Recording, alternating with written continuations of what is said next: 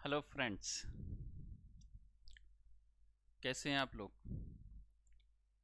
तो आज एक और नया चैप्टर हम लोग शुरू करने जा रहे हैं और आज का चैप्टर है बहुत बहुत बहुत इम्पॉर्टेंट। मतलब ये समझ लीजिए कि सबसे इम्पॉर्टेंट चैप्टर में से एक है, ठीक है, हमारे फाइनल के सिलेबस में।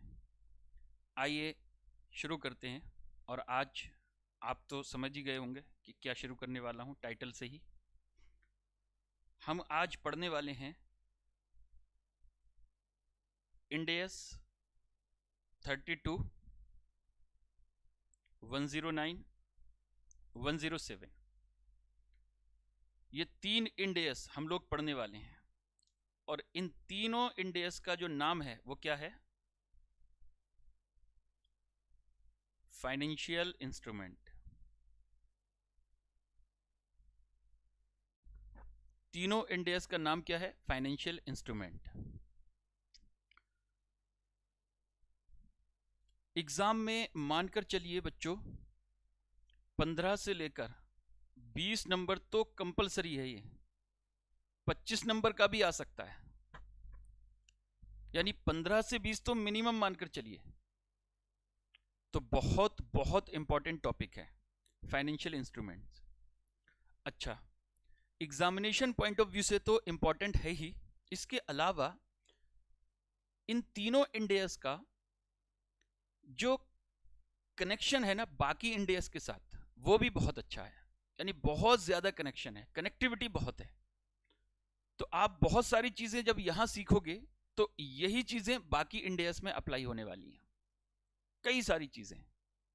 तो इसलिए इस लिहाज से ये और इंपॉर्टेंट हो जाता है फाइनेंशियल इंस्ट्रूमेंट। ये जो तीन इंडेस हैं, तीनों का नाम अलग अलग है और तीनों का काम भी अलग अलग है। आइए मैं आपको बता देता हूं कि क्या इनके काम हैं। एक एक करके पहले डिस्कशन कर लेते हैं कि इंडेस का काम क्या है। जो इंडेस 32 है, इसका नाम है financial instrument presentation.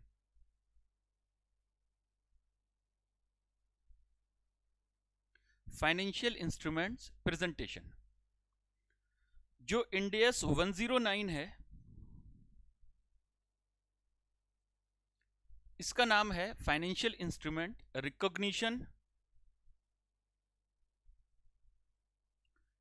And measurement.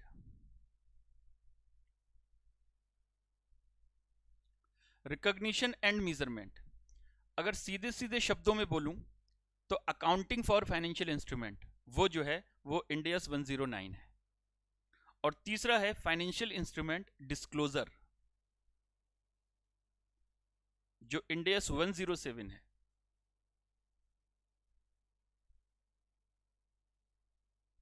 उसका नाम है फाइनेंशियल इंस्ट्रूमेंट डिस्क्लोजर। तो ये तीनों इंडेस हमको कंबाइंड स्टडी हमको इन तीनों की करनी है, तीनों को पढ़ना है और कंबाइंड स्टडी करनी है, ठीक है। ये जो इंडेस 32 है, इसमें आपको बताया गया है कि फाइनेंशियल इंस्ट्रूमेंट क्या होता है, फाइनेंशियल एसेट क्या होती हैं, लायबिलिटीज क्या होती हैं, इक्विटी क्या होती है, ठीक है, प्रेजेंटेशन कैसे होता है। ये जो है ये आपको बताता है कि फाइनेंशियल इंस्ट्रूमेंट की अकाउंटिंग कैसे होगी, यानी financial asset, financial liability, equity, इन सब की अकाउंटिंग कैसे होगी। और ये इसके डिस्क्लोजर्स के बारे में बात करता है कि फाइनेंशियल स्टेटमेंट जब आप बनाओगे अपना, तो उसमें डिस्क्लोजर कैसे दोगे फाइनेंशियल इंस्ट्रूमेंट के बारे में। तो तीनों का काम अलग अलग है, तो हमें तीनों पढ़ना है और हम कंबाइंड स्टडी करने वाले हैं तीनों इंडेस का, ठीक। आइए शुरू करते हैं सबसे पहले इंडेस 32 से। इंडेस 32 और इसका नाम है फाइनेंशियल इंस्ट्रूमेंट प्रेजेंटेशन। तो पहले नाम लिख दूं,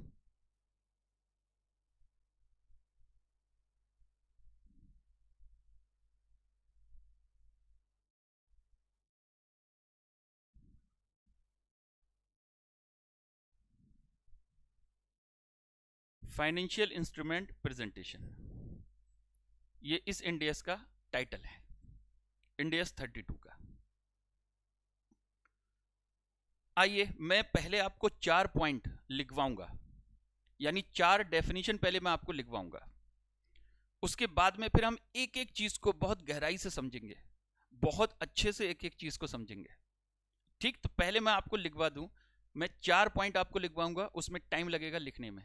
ठीक है, तो जितना भी टाइम लगेगा आप मेरे साथ लिखेंगे, और लिखने के बाद फिर मैं एक एक चीज आपको समझाऊंगा। ठीक है, पॉइंट नंबर 1, पहले पॉइंट में लिखेंगे meaning of financial instrument.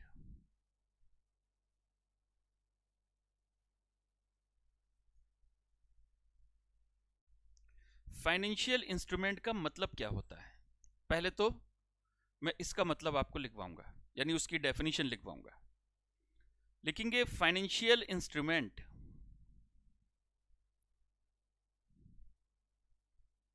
Financial instrument is a contract between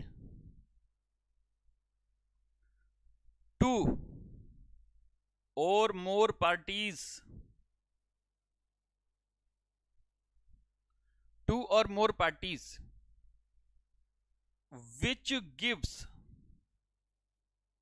rise to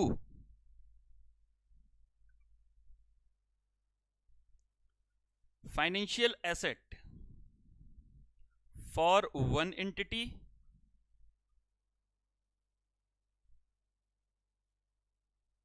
and financial liability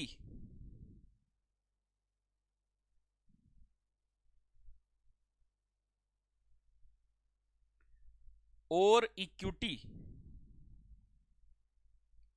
for other entity।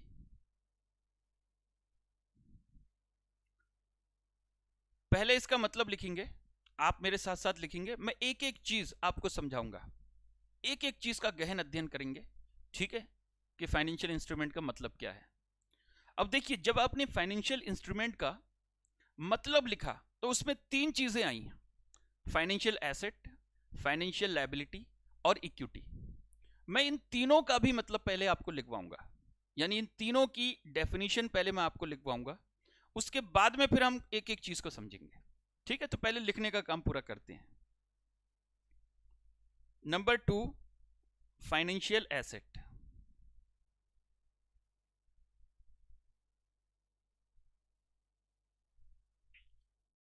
Financial asset, और फाइनेंशियल एसेट में देखिए क्या क्या होता है। यहां लिखेंगे financial asset means cash. Number 2, an equity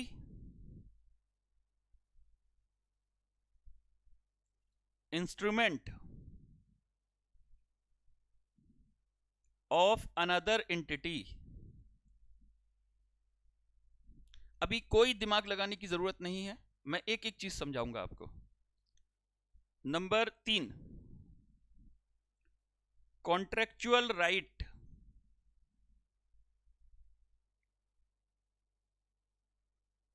to receive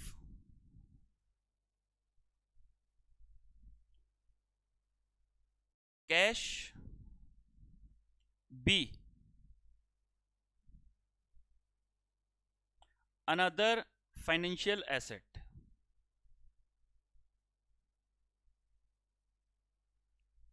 another financial asset। Number 4, contract to exchange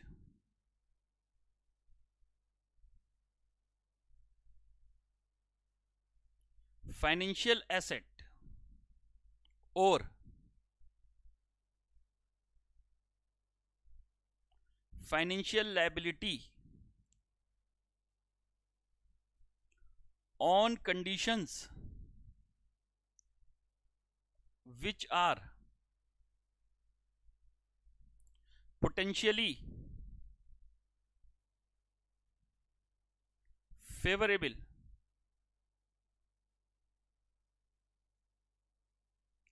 to entity.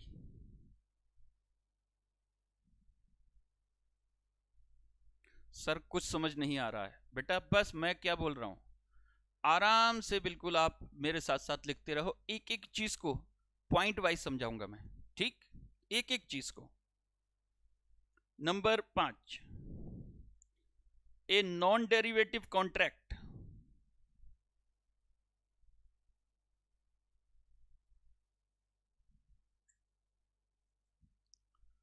which will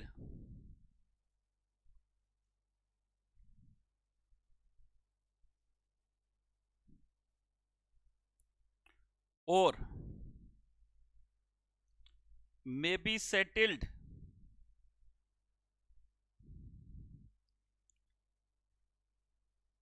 in which entity is obliged to receive its own variable number of equity shares.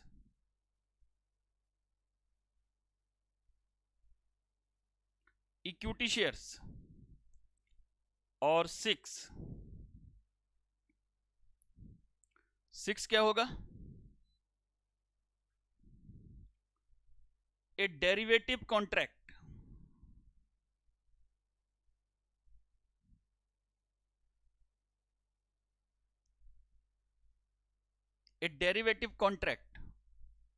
which will or may be settled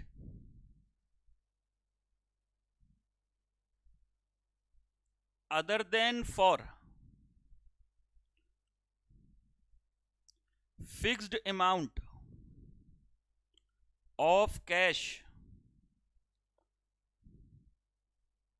or other financial asset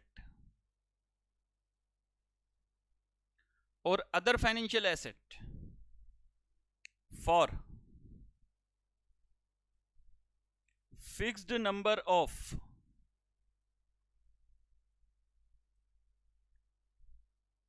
entities own equity shares।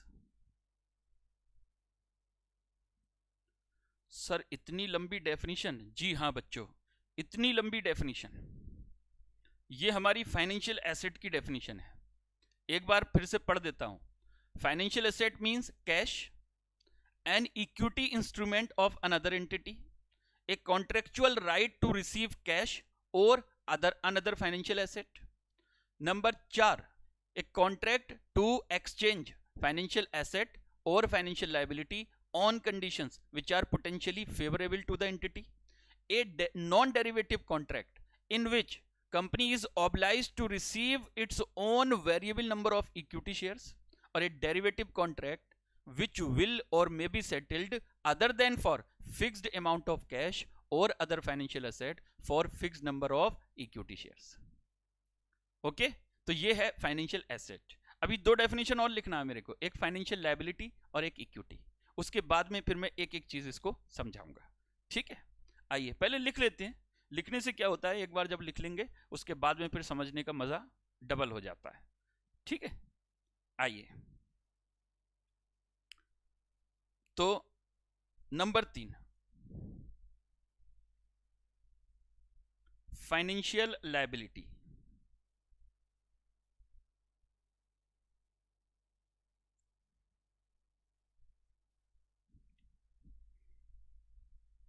FL इसको बोल देता हूं, ठीक है। Means number 1, contractual obligation.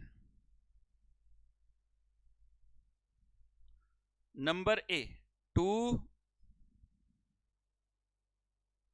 Deliver cash, to deliver other financial asset। other financial asset. Number 2, contract to exchange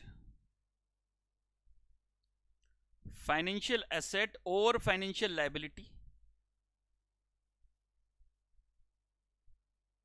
on conditions which are potentially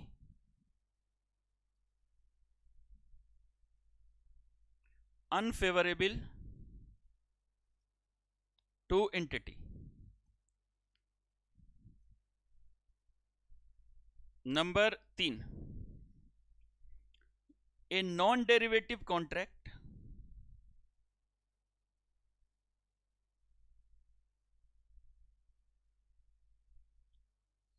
which will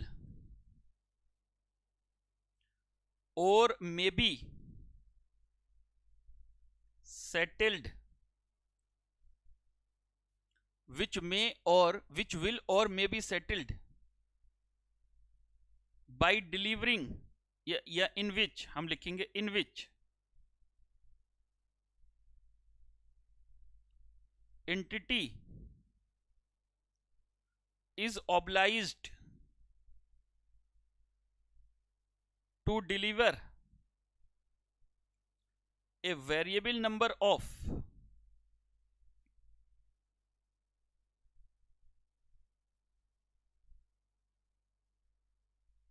own equity instrument या own equity shares.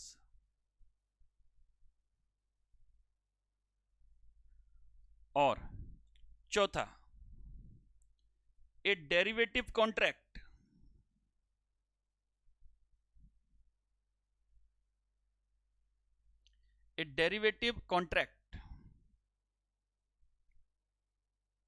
which will or may be settled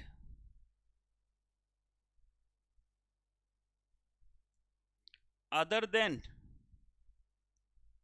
for fixed amount of cash or other financial asset for fixed number of entities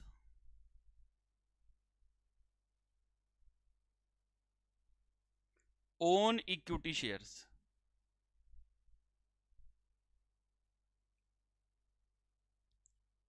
ठीक, ये हो गई financial liability. अच्छा, अभी एक और रह गई है डेफिनेशन, और वो क्या है? इक्विटी. आइए इक्विटी में और लिखवा देता हूं और फिर हम इसको समझेंगे. चौथा point, equity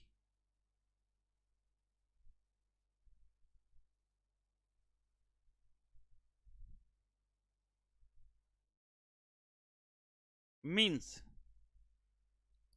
residual interest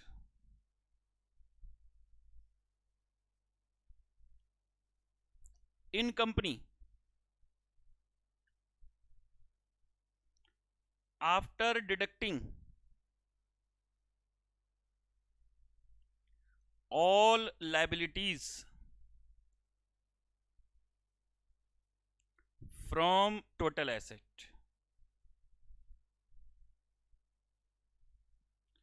From total asset. ठीक, आगे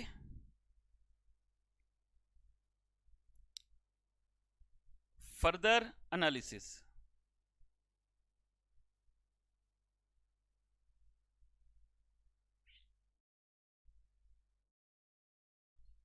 in equity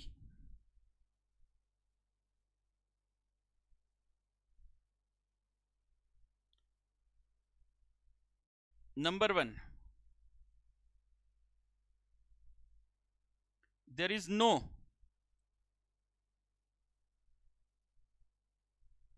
contractual obligation to deliver cash or another financial asset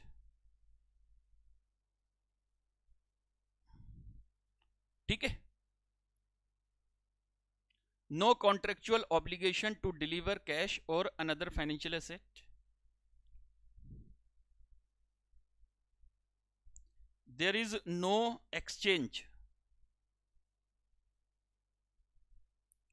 of financial asset oblique financial liability on conditions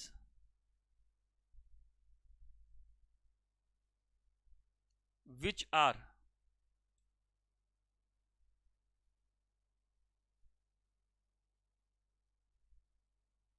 potentially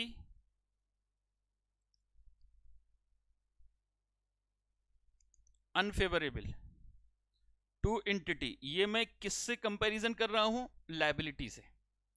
यानी लायबिलिटी में क्या ऊपर लिखा है? Contractual obligation to deliver cash. यहां मैंने लिखा there is no contractual obligation to deliver cash और अनदर फाइनेंशियल एसेट। वहां क्या था? Contract to exchange. There is no contract, contract नहीं लिखा मैंने यहां पर, कॉन्ट्रैक्ट। ठीक है, तो वहां क्या था? Contract to exchange financial asset और फाइनेंशियल लायबिलिटी विद या on condition which are potentially unfavourable to the entity. यहां पर मैंने लिखा there is no contract to exchange, बल्कि यहां पर इसको पूरा लिख ही दूं काट कर, क्योंकि कॉन्ट्रैक्ट लिखना छूट गया।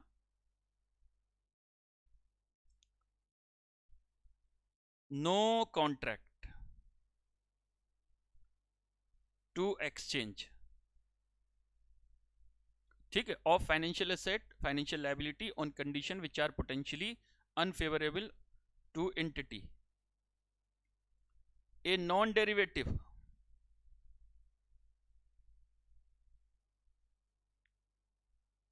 contract which will or may be settled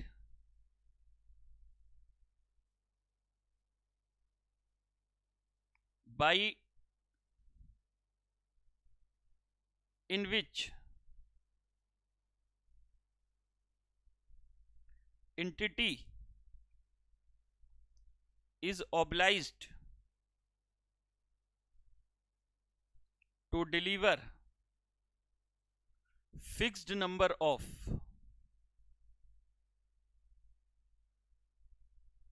entities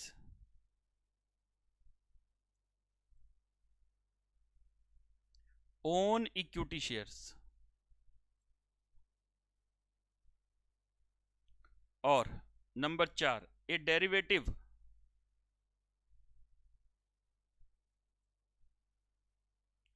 contract which will or may be settled for fixed amount of cash or other financial asset for fixed number of own equity share of entity।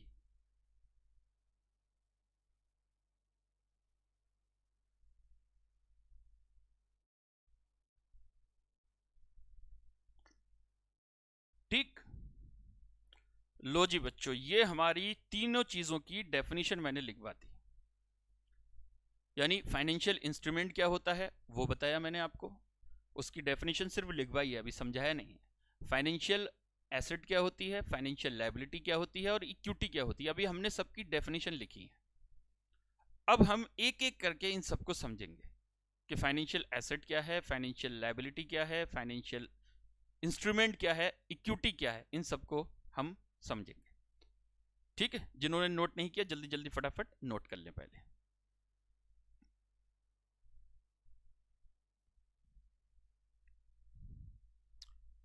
ठीक है, लिख लिया होगा सबने।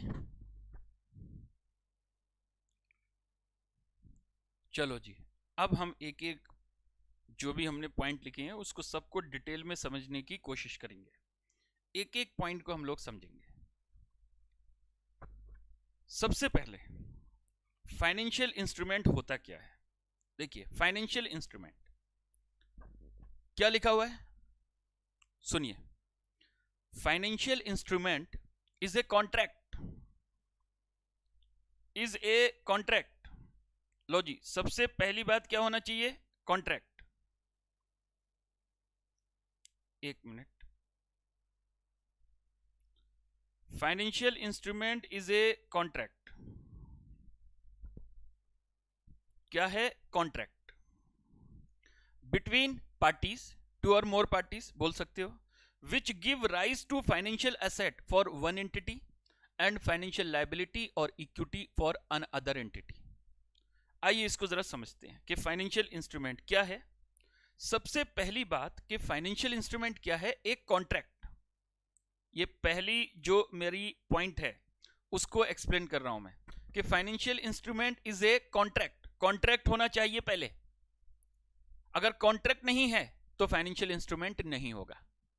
इसका मतलब अगर मुझे किसी को अमाउंट देना है या मुझे किसी से अमाउंट लेना है विदाउट कॉन्ट्रैक्ट, तो वो फाइनेंशियल इंस्ट्रूमेंट का पार्ट नहीं है। पहले कॉन्ट्रैक्ट होना चाहिए, there must be a contract. तो financial instrument is a contract between two parties which give rise to financial asset for one entity and financial liability or equity for another entity। अब इसके मैं example लेता हूं। लीजिए पहला example, ए limited. अब ध्यान से सुनना मेरी बात को। ए लिमिटेड, अब लिखने की जरूरत नहीं है, बस समझिए। A limited purchased 1000 debenture of ₹100 of B limited. A limited ने बी लिमिटेड के 1000 डिवेंचर खरीदे, तो ए लिमिटेड के लिए ये 1000 डिवेंचर क्या कहलाएंगे? Financial asset. फाइनेंशियल एसेट यानी इन्वेस्टमेंट इन डिवेंचर्स, इसको ए लिमिटेड क्लासिफाई करेगी एज फाइनेंशियल एसेट, यानी इन्वेस्टमेंट इन डिवेंचर्स। क्यों? क्योंकि देखिए ए लिमिटेड के लिए क्या है? Contractual right to receive cash. A limited के लिए क्या है? Contractual right to receive cash, यानी फ्यूचर में जाकर ए लिमिटेड बी लिमिटेड से कैश रिसीव करेगी इन डिवेंचर के अगेंस्ट। और बी लिमिटेड ने इन डिवेंचर्स को इशू किया होगा, तो बी लिमिटेड जो है वो इन डिवेंचर्स के अगेंस्ट ऑब्लाइज्ड है to pay cash under contract, यानी contractual obligation to deliver cash किसके लिए है? बी लिमिटेड के लिए। और ए लिमिटेड के लिए क्या है? Contractual liability, contractual right to receive cash. तो ए के लिए ये फाइनेंशियल एसेट है, बी के लिए फाइनेंशियल लायबिलिटी है। तो एक कॉन्ट्रैक्ट बना ए लिमिटेड और बी लिमिटेड के बीच में, जो क्रिएट करता है ए लिमिटेड के लिए फाइनेंशियल एसेट और बी लिमिटेड के लिए फाइनेंशियल लायबिलिटी। तो फाइनेंशियल इंस्ट्रूमेंट का कॉन्ट्रैक्ट है ये। तो this is a financial instrument. Financial instrument is a contract which give rise to financial asset for one entity and financial liability for another entity. अच्छा, दूसरा example देखिए। दूसरा example क्या है? A limited purchased 10,000 equity share of B limited. ठीक है, equity share की मान लीजिए फेस वैल्यू 10 रुपए है। तो ए लिमिटेड ने बी लिमिटेड के 1000 इक्विटी शेयर खरीद लिए। तो इक्विटी शेयर में इन्वेस्टमेंट भी फाइनेंशियल एसेट होता है। अभी आप फाइनेंशियल एसेट की डेफिनेशन मैंने लिखवाई है, उसको भी समझेंगे कि उसमें क्या है? Cash equity instrument of another entity. तो ए लिमिटेड के लिए ये जो इन्वेस्टमेंट इन इक्विटी शेयर है ये फाइनेंशियल एसेट है, और बी लिमिटेड के लिए ये इक्विटी शेयर क्या है? इक्विटी, यानी इक्विटी इंस्ट्रूमेंट या इक्विटी शेयर कैपिटल, इसको इक्विटी इंस्ट्रूमेंट बोलेंगे। तो यहां पर ए लिमिटेड और बी लिमिटेड के बीच एक कॉन्ट्रैक्ट तो है, वो कॉन्ट्रैक्ट फाइनेंशियल इंस्ट्रूमेंट है which give rise to financial asset for A limited and equity for B limited. तो ए ने बी के अगर इक्विटी शेयर खरीदे हैं तो ए के लिए वो फाइनेंशियल एसेट है, बी के लिए वो इक्विटी है। अगर ए ने बी के डिवेंचर्स खरीदे हैं तो ए के लिए वो फाइनेंशियल एसेट है, बी के लिए वो फाइनेंशियल लायबिलिटी है। ठीक है। अच्छा, ए ने बी को गुड्स बेचा, सोल्ड गुड्स टू बी। तो ए ने बी को गुड्स बेचा, तो ए को पैसे लेने हैं बी से, तो बी ए के लिए क्या है? डेटर्स, और ए बी के लिए क्या है? क्रेडिटर्स। ठीक है। तो ए के लिए ये डेटर्स जो होंगे दिस इज फाइनेंशियल एसेट, और बी के लिए जो ये क्रेडिटर्स हैं ये क्या है, फाइनेंशियल लायबिलिटी। तो ये भी फाइनेंशियल इंस्ट्रूमेंट है। तो financial instrument is a contract, यानी ए ने बी को गुड्स बेचा होगा तो कॉन्ट्रैक्ट तो बनाना दोनों के बीच में कि A has contractual right to receive cash और B has contractual obligation to deliver cash. समझे? तो फाइनेंशियल इंस्ट्रूमेंट एक ऐसा कॉन्ट्रैक्ट होता है जो एक पार्टी के लिए फाइनेंशियल एसेट क्रिएट करता है और दूसरी पार्टी के लिए वो या तो फाइनेंशियल लायबिलिटी क्रिएट करेगा या इक्विटी क्रिएट करेगा। राइट? ये बात उम्मीद है सबके समझ में आ गई होगी कि फाइनेंशियल इंस्ट्रूमेंट क्या होता है। अब बात करते हैं कि फाइनेंशियल एसेट क्या है और फाइनेंशियल लायबिलिटी क्या है और इक्विटी क्या है, इन तीनों की बात करेंगे। तो पहले हम फाइनेंशियल एसेट की बात करेंगे। तो देखिए फाइनेंशियल एसेट में क्या क्या आएगा। देखो जी, फाइनेंशियल एसेट, तो फाइनेंशियल इंस्ट्रूमेंट का मतलब तो समझ गए। अब फाइनेंशियल एसेट देखिए, सबसे पहले cash. Cash is a financial asset. Ind AS 32 कहता है cash is a financial asset. अब सवाल उठता है सर कैश का किसके साथ कॉन्ट्रैक्ट है?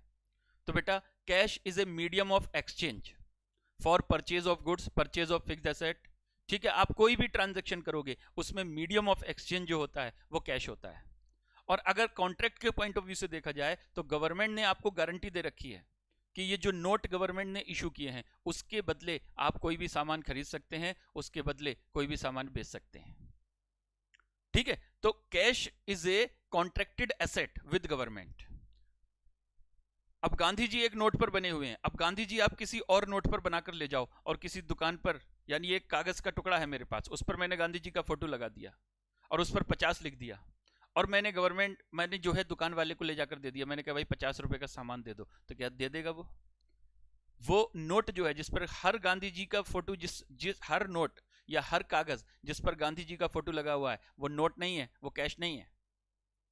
सिर्फ कुछ ही डॉक्यूमेंट है, कुछ ही नोट है जो गवर्नमेंट ऑफ इंडिया इशू करती है, उस पर लिखा हुआ होता है आई प्रॉमिस टू पे दिस अमाउंट टू बायर, ठीक है, या टू बेरर, यानी मैं धारक को इतने रुपए अदा करने का वचन देता हूं। तो नोट क्या है, वो गवर्नमेंट ने आपको गारंटी दे रखी है कि उसकी इतनी वैल्यू है, इसलिए कैश को फाइनेंशियल एसेट बोला जाता है।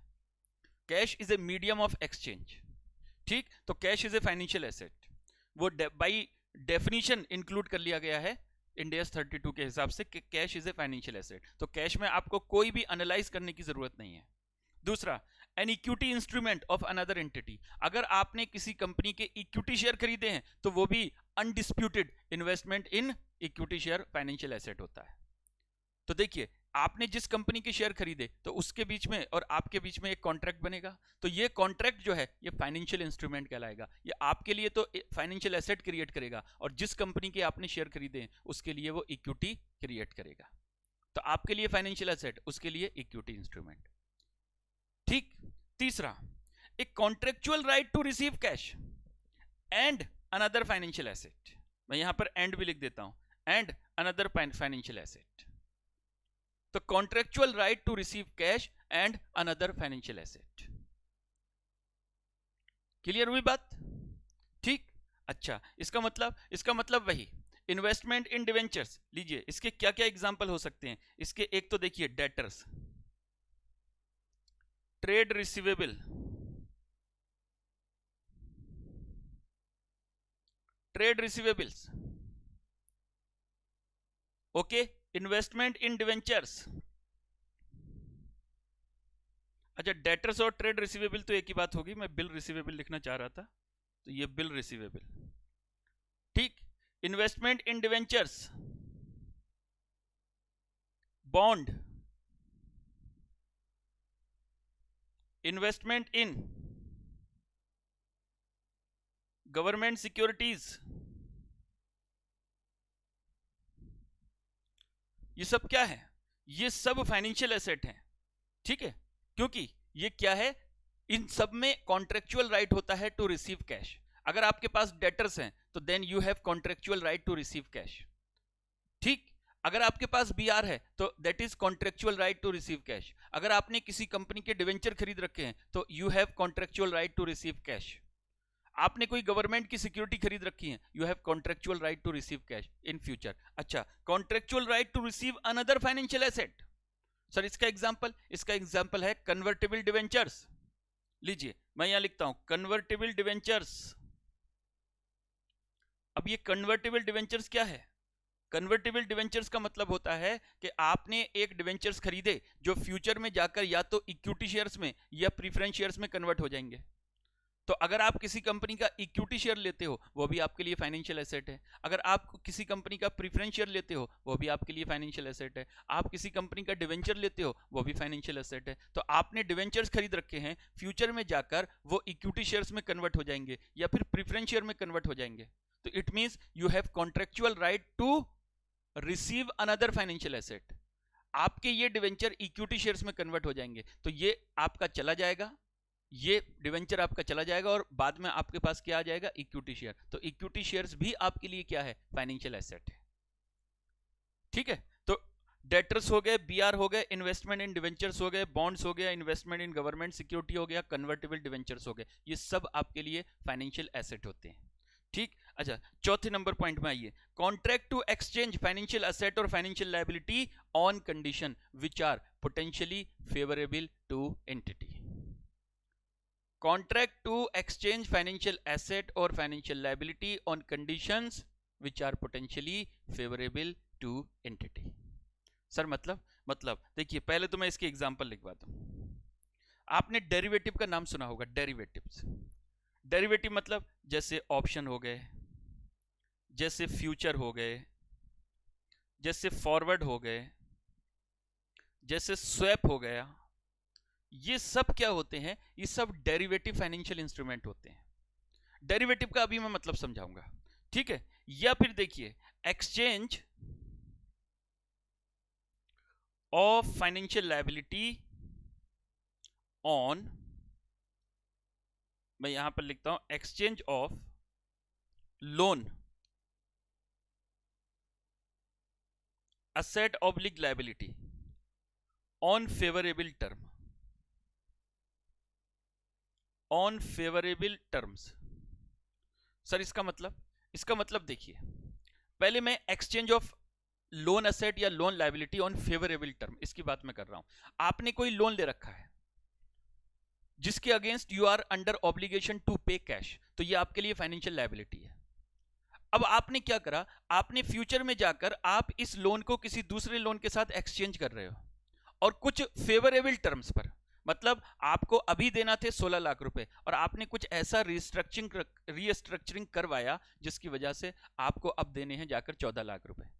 तो आपको पास जो देखिए ये जो एक्सचेंज हुआ ये फेवरेबल टर्म पर हुआ, तो दिस इज फाइनेंशियल एसेट। अगर आपका लोन एसेट या लोन लायबिलिटी जो फाइनेंशियल एसेट है या फाइनेंशियल लायबिलिटी है which is exchange with another financial asset और financial liability on condition which are favourable to you, तो वो आपके लिए फाइनेंशियल एसेट होता है। अच्छा, इसके अलावा ये जो ऑप्शन, फ्यूचर, फॉरवर्ड, स्वैप्स, ये क्या होते हैं? ये आपके क्या होंगे? ये आपके होते हैं बच्चों डेरिवेटिव कॉन्ट्रैक्ट। ठीक है, डेरिवेटिव कॉन्ट्रैक्ट में अगर आपके लिए फेवरेबल सिचुएशन है तो आपके लिए फाइनेंशियल एसेट होगा, और अगर आपके लिए निगेटिव सिचुएशन है, ठीक है, यानी अनफेवरेबल सिचुएशन है, तो वो आपके लिए क्या होगा? वो आपके लिए फाइनेंशियल लायबिलिटी होगा।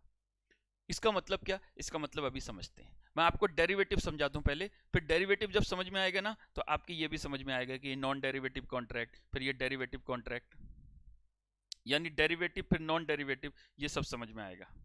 ठीक है, तो पहले हम लोग जरा डेरिवेटिव को समझते हैं एक बार, उसके बाद में बात करेंगे। ठीक, आइए मैं आपको डेरिवेटिव समझा दूं, फिर मैं लायबिलिटी की बात करूंगा उसके बाद में। डेरिवेटिव क्या होते हैं जरा ध्यान से सुनना, वैसे तो आप लोगों को पता होगा कि डेरिवेटिव क्या होते हैं, सुन लेना बस। ठीक है, हम डिटेल में पढ़ेंगे इसको आगे जाकर, इसी इंडेस में, यानी इंडेस 109 में हम लोग पढ़ेंगे डिटेल्स में, उसकी अकाउंटिंग भी पढ़ेंगे डेरिवेटिव की। अभी सिर्फ उसका मतलब समझ लीजिए। देखो, एक कंपनी है एक्स लिमिटेड और एक कंपनी है वाई लिमिटेड। एक्स लिमिटेड ने वाई लिमिटेड के साथ कॉन्ट्रैक्ट किया कि एक्स लिमिटेड वाई लिमिटेड से 10,000 इक्विटी शेयर परचेज करेगी एट ₹150 ऑफ टाटा लिमिटेड। यानी एक्स ने वाई के साथ कॉन्ट्रैक्ट किया कि एक्स लिमिटेड वाई लिमिटेड से कॉन्ट्रैक्ट मतलब परचेज करेगी 10,000 इक्विटी शेयर्स 150 के हिसाब से टाटा लिमिटेड के आफ्टर 3 मंथ, 3 महीने के बाद। ठीक, 3 महीने के बाद, यानी 3 महीने के बाद एक्स लिमिटेड वाई लिमिटेड से 10,000 शेयर खरीदेगी 150 के हिसाब से 3 महीने के बाद। और वाई लिमिटेड ने साइन भी कर दिया उस कॉन्ट्रैक्ट पर और लिख दिया कि ठीक है, I will sell 10,000 share of Tata limited at ₹150 after 3 month. यानी एक्स ने कॉन्ट्रैक्ट किया वाई के साथ परचेस का और वाई ने कॉन्ट्रैक्ट किया एक्स के साथ सेल का, यानी कॉन्ट्रैक्ट एक ही बना। वाई के लिए क्या है, कॉन्ट्रैक्ट टू सेल, और एक्स के लिए क्या है, कॉन्ट्रैक्ट टू परचेस। ठीक है, टाटा के शेयर्स 10,000 शेयर 150 के हिसाब से 3 महीने के बाद। अब यहां पर जरा ध्यान से देखना, शेयर फ्यूचर में खरीदे जाएंगे, पेमेंट भी फ्यूचर में ही दिया जाएगा, यानी ये कॉन्ट्रैक्ट सेटल होने वाला है फ्यूचर में, है ना। यानी परफॉर्मेंस दोनों पार्टी फ्यूचर में देंगी। वाई लिमिटेड एक्स को शेयर देगी फ्यूचर में, यानी 3 महीने के बाद, और एक्स लिमिटेड वाई लिमिटेड को पैसे देगा कब, 3 महीने के बाद। तो शेयर भी 3 महीने के बाद आएंगे और पेमेंट भी 3 महीने के बाद होगा, तो ये कॉन्ट्रैक्ट फ्यूचर में सेटल होगा, इसी को हम डेरिवेटिव बोलते हैं। अब मैं पहले किताबी डेफिनेशन बता दूं आपको डेरिवेटिव की क्या है। डेरिवेटिव एक ऐसा कॉन्ट्रैक्ट होता है which derive its value from an underlying variable। Derivative एक ऐसा कॉन्ट्रैक्ट होता है जो अपनी वैल्यू किसी दूसरे अंडरलाइंग वेरिएबल से ड्राइव करता है। इसमें किसी इन्वेस्टमेंट की जरूरत नहीं होती, या इन्वेस्टमेंट लगता भी है तो बहुत थोड़ा इन्वेस्टमेंट लगता है, जैसे ऑप्शन वगैरह के केस में, और ये फ्यूचर में सेटल होता है। अब इस कॉन्ट्रैक्ट को एनालाइज करिए। आज एक्स के और वाई के बीच में कॉन्ट्रैक्ट बना, आज मान लीजिए आज डेट है 1 फरवरी। 1 फरवरी को कॉन्ट्रैक्ट बना एक्स के और वाई के बीच में कि एक्स लिमिटेड वाई लिमिटेड से टाटा के 10,000 शेयर खरीदेगी 3 महीने के बाद। तो आज तो सिर्फ कॉन्ट्रैक्ट बना है, ना तो आज शेयर मिले ना आज पेमेंट किया, तो आज सिर्फ कॉन्ट्रैक्ट बना, तो इस कॉन्ट्रैक्ट की कोई वैल्यू थोड़ी है। लेकिन जैसे जैसे टाइम बीतेगा ना, मार्केट में जैसे जैसे टाटा के शेयर की वैल्यू बढ़ेगी या घटेगी, इस कॉन्ट्रैक्ट की वैल्यू बढ़ेगी या घटेगी। मतलब ये अपनी वैल्यू ड्राइव कहां से करेगा, टाटा के शेयर से। तो टाटा का शेयर क्या हो गया, अंडरलाइंग वेरिएबल। ठीक है, तो डेरिवेटिव की अपनी कोई वैल्यू नहीं होती, derivative drive its value from underlying variable. और वो अंडरलाइंग वेरिएबल कोई शेयर्स भी हो सकता है, इंडेक्स हो सकता है, सेंसेक्स हो सकता है, किसी कमोडिटी का प्राइस हो सकता है, करेंसी हो सकता है, ठीक है, कुछ भी हो सकता है। यानी आप सट्टा भी लगा सकते हो कि भाई आज इंडिया मैच जीतेगी, यह भी डेरिवेटिव है, आपने शर्त लगा ली। ठीक है जी। तो डेरिवेटिव का मतलब क्या है, डेरिवेटिव का मतलब यह होता है कि कॉन्ट्रैक्ट आज हुआ लेकिन उसका सेटलमेंट फ्यूचर में होगा, और सेटलमेंट दोनों पार्टी की तरफ से फ्यूचर में होगा, सिर्फ एक की नहीं। तो सर नॉन डेरिवेटिव क्या होते हैं, नॉन डेरिवेटिव ये होते हैं, जैसे देखो एक्स ने वाई लिमिटेड से 10,000 शेयर आज खरीद लिए और कहा पेमेंट 3 महीने के बाद दे देंगे, यानी शेयर आज ही मिल गए, पेमेंट 3 महीने के बाद होगा, तो ये नॉन डेरिवेटिव कॉन्ट्रैक्ट है। यहां पर है कॉन्ट्रैक्ट टू पे, यानी शेयर आज ही ले लिए, पेमेंट 3 महीने के बाद करेंगे। ये डेरिवेटिव कॉन्ट्रैक्ट नहीं है, ये नॉन डेरिवेटिव कॉन्ट्रैक्ट है। यानी जो ट्रांजैक्शन आज हुआ और कम से कम एक पार्टी ने आज ही अपनी ऑब्लिगेशन को डिस्चार्ज कर दिया। जैसे आप कोई भी गुड्स खरीदते हो, आपने लोन लिया, लोन दिया, फ्यूचर में सेटलमेंट होगा उसका, लोन आपको फ्यूचर में मिलेगा वापस, या आप फ्यूचर में लोन वापस करोगे, तो ये सब नॉन डेरिवेटिव है। कम से कम एक पार्टी ने तो ट्रांजैक्शन आज अपनी परफॉर्मेंस दे दी ना। आप मार्केट गए गुड्स खरीदने के लिए, गुड्स खरीद लाए और आपने कहा पैसे मैं कल को दूंगा, या पैसे मैं 3 महीने के बाद दूंगा। तो यहां पर देखिए गुड्स ले आए तो एक पार्टी की परफॉर्मेंस हो गई, सिर्फ आपकी परफॉर्मेंस रह गई है पैसे देने की, तो ये नॉन डेरिवेटिव है। जब दोनों पार्टी अपनी अपनी परफॉर्मेंस फ्यूचर में परफॉर्म करेंगे तो ये डेरिवेटिव होता है।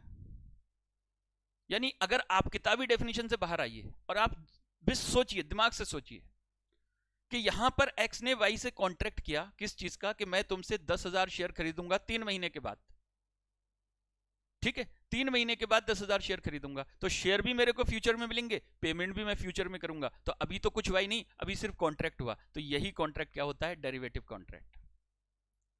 समझे? अब डेरिवेटिव कॉन्ट्रैक्ट दो तरीके के होते हैं, एक होते हैं फाइनेंशियल डेरिवेटिव, और एक होते हैं नॉन फाइनेंशियल डेरिवेटिव।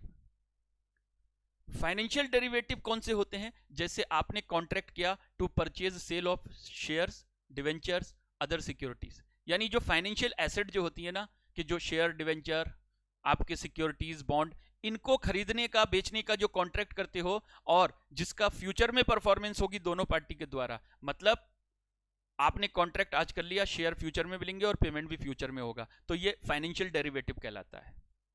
और ऐसे कॉन्ट्रैक्ट में सेटलमेंट चाहे नेट हो, नेट का मतलब सिर्फ कैश में हो, विदाउट डिलीवरी। विदाउट डिलीवरी का मतलब ये है, जैसे एक्स ने वाई से कॉन्ट्रैक्ट किया है कि 10,000 शेयर खरीदेगी एक्स वाई से, कब, 3 महीने के बाद 150 में। अब 3 महीने के बाद जाकर मान लीजिए शेयर का रेट 180 पहुंच गया, तो एक्स लिमिटेड कहेगा ऐसा है, मुझे 150 रुपए में तुमसे शेयर खरीदने हैं, मार्केट में रेट चल रहा है 180 रुपए, तो ऐसा करो तुम मेरे को 30 रुपए बस दे दो पर शेयर के हिसाब से, तो 10,000 इंटू 30 कितना, 3 लाख रुपए आप मेरे को दे दो। ठीक है, बात खत्म, नेट सेटलमेंट कर दो। या एक्स ये भी कह सकता है वाई से, भैया मेरे को 10,000 शेयर दो, मुझे नेट सेटलमेंट नहीं चाहिए। तो नेट सेटलमेंट का मतलब होता है जब विदाउट डिलीवरी सेटलमेंट हो जाता है। ठीक है, और डिलीवरी के साथ भी सेटलमेंट हो सकता है कि एक्स कहे नहीं मेरे को नेट सेटलमेंट नहीं चाहिए, मेरे को शेयर्स ही चाहिए, तो वाई को फिर 10,000 शेयर देने पड़ेंगे। तो देखिए जो फाइनेंशियल डेरिवेटिव होते हैं, यानी जो contract to sale purchase of shares, debenture, government securities, bond, ये सब होते हैं। तो ये जो है अगर फ्यूचर के लिए आपने कॉन्ट्रैक्ट किया है तो ये डेरिवेटिव ही कहलाएंगे, चाहे सेटलमेंट नेट हो चाहे सेटलमेंट डिलीवरी के थ्रू हो। लेकिन एक होते हैं नॉन फाइनेंशियल डेरिवेटिव, जैसे आपने कोई गुड्स खरीदने का कॉन्ट्रैक्ट किया, जैसे आपने कोई फिक्स्ड असेट खरीदने का कॉन्ट्रैक्ट किया, तो वो डेरिवेटिव तभी कहलाएंगे जब सेटलमेंट नेट में हो। अगर डिलीवरी के लिए आप सेटलमेंट कर रहे हो तो फिर वो डेरिवेटिव नहीं होंगे, वो फिर इंड AS 109 में कवर नहीं होंगे, मतलब वो फाइनेंशियल इंस्ट्रूमेंट नहीं होगा। सर कैसे? जैसे मान लीजिए आपने इन्वेंट्री खरीदने का कॉन्ट्रैक्ट किया आज, इन्वेंट्री मतलब जैसे मैं डील करता हूं बुक्स में, मेरा बुक का शॉप है, अब मैंने कॉन्ट्रैक्ट किया कहीं पर जाकर, मैंने कहा भाई मेरे को तुमसे 5 लाख रुपए की बुक्स खरीदनी है 3 महीने के बाद, यानी कॉन्ट्रैक्ट आज हो गया कि 3 महीने के बाद मैं तुमसे 5 लाख, ये बुक 5 लाख में खरीदूंगा। समझे? यानी अब डिलीवरी भी मेरे को फ्यूचर में मिलेगी, पेमेंट भी मैं फ्यूचर में ही करूंगा, तो इसका मतलब ये भी डेरिवेटिव हो गया। लेकिन इसको डेरिवेटिव हम तभी बोलेंगे जब सेटलमेंट नेट में हो रहा हो। नेट में मतलब 3 महीने के बाद जाकर जो बुक की कॉस्ट है, यानी जो बुक का मार्केट वैल्यू है वो 6 लाख पहुंच गया, और मैंने कॉन्ट्रैक्ट किया था 5 लाख में खरीदने का, तो 1 लाख रुपए मैं उनसे कैश में ले लूंगा जाकर, और वो मेरे को कैश में दे देंगे। तो ये क्या है? ये डेरिवेटिव हुआ। तो यहां पर ये जो बुक था ये अंडरलाइंग वेरिएबल था। लेकिन अगर मैं उस बुक में बिजनेस करता हूं और बिजनेस के यूजेज के लिए मैंने उस बुक को खरीदने का कॉन्ट्रैक्ट किया है, तो फिर ये डेरिवेटिव नहीं है, ये डेरिवेटिव नहीं है। मैंने कोई फिक्स असेट को खरीदने का, बेचने का कॉन्ट्रैक्ट किया, मतलब मैंने एक बिल्डिंग खरीदने का कॉन्ट्रैक्ट किया, अब वो बिल्डिंग जो है मैं फ्यूचर में खरीदूंगा। मैंने कॉन्ट्रैक्ट किया कि हम आज कॉन्ट्रैक्ट करते हैं भाई 6 महीने के बाद मैं इस बिल्डिंग को खरीदूंगा 50 लाख में, मेरे और एक, जैसे मान लीजिए 2 पार्टी हैं, कौन कौन सी पार्टी है? एक है एक्स, एक है वाई, एक्स और वाई। एक्स ने कहा मैं वाई की बिल्डिंग खरीदूंगा 50 लाख रुपए में 6 महीने के बाद, वाई ने हामी भर दी, ठीक है मैं अपनी बिल्डिंग 50 लाख रुपए में तुमको 6 महीने के बाद बेच दूंगा। ठीक, अब एक्स ये बिल्डिंग क्यों खरीद रहा है? अगर ये एक्स बिल्डिंग अपने बिजनेस में यूज करने के लिए खरीद रहा है, समझे, तो फिर ये डेरिवेटिव नहीं है, ये डेरिवेटिव नहीं है। लेकिन एक्स ये बिल्डिंग इसलिए खरीद रहा है कि फ्यूचर में जाकर मुनाफा कमा सके। मुनाफा कैसे? यहां पर आकर सेटलमेंट 6 महीने के बाद नेट में होगा, नेट कैश में होगा। कैश में मतलब 50 लाख में खरीदने का कॉन्ट्रैक्ट हुआ, अब मान लीजिए 6 महीने के बाद बिल्डिंग की जो मार्केट वैल्यू है वो 60 लाख पहुंच गई, तो वाई जो है वो एक्स को 10 लाख रुपए दे देगा। या मान लीजिए 45 लाख रुपए हो गई, तो इस केस में एक्स वाई को 5 लाख रुपए दे देगा। तो अगर नेट में सेटलमेंट होगा तो ये सट्टा हो गया, फिर ये डेरिवेटिव होगा। तो डेरिवेटिव भी 2 तरीके के होते हैं, नॉन फाइनेंशियल डेरिवेटिव और फाइनेंशियल डेरिवेटिव। फाइनेंशियल डेरिवेटिव कौन से होते हैं? Contract to sale purchase of shares, debentures, government security, bonds वगैरह, जो भी जो सिक्योरिटीज वगैरह होती हैं उनको खरीदने का कॉन्ट्रैक्ट अगर आपने किया है फ्यूचर के लिए, तो वो आपके लिए डेरिवेटिव होगा, चाहे सेटलमेंट नेट में हो रहा हो, चाहे सेटलमेंट डिलीवरी से हो रहा हो। लेकिन अगर आप नॉन फाइनेंशियल डेरिवेटिव लेते हो, नॉन फाइनेंशियल डेरिवेटिव मतलब contract to sale purchase of inventory, contract to sale purchase of fixed asset, ठीक है, जो गोल्ड होते हैं, सिल्वर के कॉन्ट्रैक्ट होते हैं, मतलब ऐसे कॉन्ट्रैक्ट जो आप नॉर्मल यूजेज के लिए कर रहे हो, ठीक है, अपने बिजनेस में यूज करने के लिए उन चीजों को खरीद रहे हो और उसका कॉन्ट्रैक्ट कर रहे हो, तो वो आपके लिए नॉन डेरिवेटिव कॉन्ट्रैक्ट होगा अगर आपका इंटेंशन नेट सेटलमेंट का नहीं है। अगर इंटेंशन नेट सेटलमेंट का है तभी वो डेरिवेटिव के थ्रू अकाउंटिंग होगी उसकी, अदरवाइज उसकी अकाउंटिंग डेरिवेटिव के थ्रू नहीं होगी। तो डेरिवेटिव क्या होता है, देखिए कि derivative means A contract which drive its value from underlying. Underline का मतलब जिसके लिए कॉन्ट्रैक्ट हो रहा है, जैसे शेयर्स खरीदने बेचने का कॉन्ट्रैक्ट हो रहा है, तो ये अपनी वैल्यू अंडरलाइन वेरिएबल से ड्राइव करेगा, यानी शेयर की वैल्यू बढ़ेगी घटेगी तब इस कॉन्ट्रैक्ट की वैल्यू बढ़ेगी घटेगी, ठीक है। अगर बिल्डिंग खरीदने बेचने का कॉन्ट्रैक्ट हो रहा है तो बिल्डिंग अंडरलाइंग एसेट है या अंडरलाइंग वेरिएबल है। अगर किसी और गोल्ड को खरीदने का कॉन्ट्रैक्ट हो रहा है तो गोल्ड अंडरलाइंग वेरिएबल है। यानी कॉन्ट्रैक्ट की इसकी अपनी कोई औकात नहीं है, इसकी वैल्यू बढ़ेगी या घटेगी किसके थ्रू, अंडरलाइंग वेरिएबल के थ्रू। तो पहली इसका कंडीशन क्या है कि it drive its value from underlying asset या underlying variable. Number 2, it require no investment और investment required is very little. जैसे यहां पर कॉन्ट्रैक्ट हुआ, ए ने या एक्स ने वाई से 10,000 शेयर खरीदने का कॉन्ट्रैक्ट किया 1,50,000। समझ में आ रही है बात, ठीक है। तो यहां पर ना ए को कुछ एक्स को देना पड़ा ना कोई वाई को देना पड़ा, सिर्फ कॉन्ट्रैक्ट किया। यहां पर सिर्फ कॉन्ट्रैक्ट हुआ है, कोई पैसे का लेन देन नहीं हुआ, तो इन्वेस्टमेंट की जरूरत ही नहीं है और कॉन्ट्रैक्ट हो गया। और it is settled at a future date, future में सेटल होगा ये 3 महीने के बाद, 4 महीने बाद, 5 महीने बाद, ठीक है। अब सवाल उठता है सर ये फाइनेंशियल एसेट फाइनेंशियल लायबिलिटी कैसे हुआ। अब ऐसे हुआ, देखो मैं आपको बता रहा हूं। एक्स लिमिटेड ने वाई लिमिटेड से कॉन्ट्रैक्ट किया 10,000 शेयर खरीदने का 150 रुपए में, कब, 1 फरवरी को, और कहते हैं कॉन्ट्रैक्ट सेटल होगा 4 महीने के बाद। तो 4 महीने के बाद 28 फरवरी, 31 मार्च, 30 अप्रैल, 31 मई, तो कॉन्ट्रैक्ट सेटल होगा 31 मई को जाकर। बीच में आती है 31 मार्च। अब 31 मार्च को बनती है बैलेंस शीट। जब आप बैलेंस शीट बना रहे थे तो उस दिन आपने देखा इस शेयर की वैल्यू हो गई मार्केट में 180 रुपए। 180 रुपए 31 मार्च को वैल्यू है। तो जरा आज की डेट में आप देखिए कि 150 से 180 का कंपैरिजन करोगे तो 30 रुपए का डिफरेंस आ गया। अब 30 रुपए से एक्स फायदे में है और वाई नुकसान में है। क्यों? क्योंकि एक्स के पास एक ऐसा कॉन्ट्रैक्ट है जिसकी वैल्यू है 30 रुपीज। कैसे 30 रुपीज है कि एक्स को राइट है उन शेयर्स को, 10,000 शेयर को 150 में खरीदने का जिसकी मार्केट वैल्यू 180 है। यानी अगर वो चाहे तो आज 180 वाला शेयर 150 में खरीद लेगा, तो वो 150 में खरीद कर 180 में बेच देगा, तो 30 रुपए के आज वो मुनाफे में है। तो इसका मतलब इस कॉन्ट्रैक्ट की जो वैल्यू है ना वो है 3 लाख रुपए आज की डेट में। तो ये 3 लाख रुपए एक्स तो फायदे में है, वाई इस 3 लाख के नुकसान में है। तो ये एक्स के लिए क्या हो जाएगा, एक्स के लिए ये फाइनेंशियल एसेट है और वाई के लिए क्या है, फाइनेंशियल लायबिलिटी। तो इसी को बोलते हैं contract to exchange financial asset financial liability on condition which are potentially favourable to the entity. तो अगर फेवरेबल टू एंटिटी है तो ये फाइनेंशियल एसेट, और अनफेवरेबल है तो ये फाइनेंशियल लायबिलिटी हो जाएगा। तो एक्स के लिए फेवरेबल है तो क्या है, फाइनेंशियल एसेट। वाई के लिए क्या है, अनफेवरेबल, तो उसके लिए फाइनेंशियल लायबिलिटी। ठीक है, तो वो जो थर्ड पॉइंट है, ठीक है, ये थर्ड पॉइंट है। देखिए ये third point, fourth point, contract to exchange financial asset financial liability on condition which are potentially favourable to entity. अब इसमें ऑप्शन होते हैं। ऑप्शन में क्या होता है कि फ्यूचर में हमें कोई शेयर खरीदने या बेचने का राइट होता है, ठीक है, उसको ऑप्शन बोलते हैं। फ्यूचर का मतलब होता है कि फ्यूचर में आपने एक कॉन्ट्रैक्ट किया, फ्यूचर में कुछ शेयर खरीदने का या बेचने का, यहां पर ऑब्लिगेशन है दोनों पार्टी की। यहां पर सिर्फ एक पार्टी के पास राइट होता है, दूसरे पार्टी की ऑब्लिगेशन होती है। ये सब डिटेल में सीखोगे आप आगे जाकर। ऑप्शन में एक पार्टी के पास राइट होता है, दूसरे की सिर्फ ऑब्लिगेशन होती है, उसका राइट नहीं होता।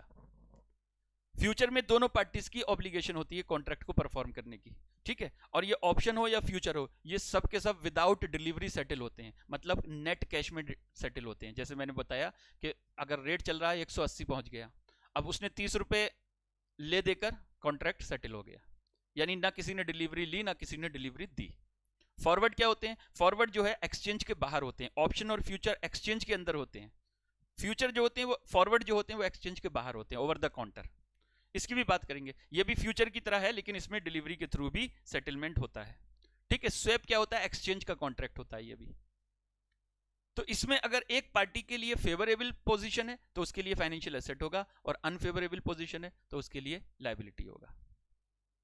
ठीक है, इसके अलावा exchange of loan asset liability on favourable term. मैंने कोई लोन ले रखा है या लोन दे रखा है और फ्यूचर में मैं अब चेंज करने वाला हूं, उस लोन को एक्सचेंज करने वाला हूं with another loan on favourable condition है मेरे लिए, तो वो क्या है मेरे लिए? Financial asset. और अगर मेरे लिए अनफेवरेबल कंडीशन है तो मेरे लिए फाइनेंशियल लायबिलिटी होगा। अब देखिए, एक के लिए फेवरेबल कंडीशन होगी तो दूसरे के लिए अनफेवरेबल होगी।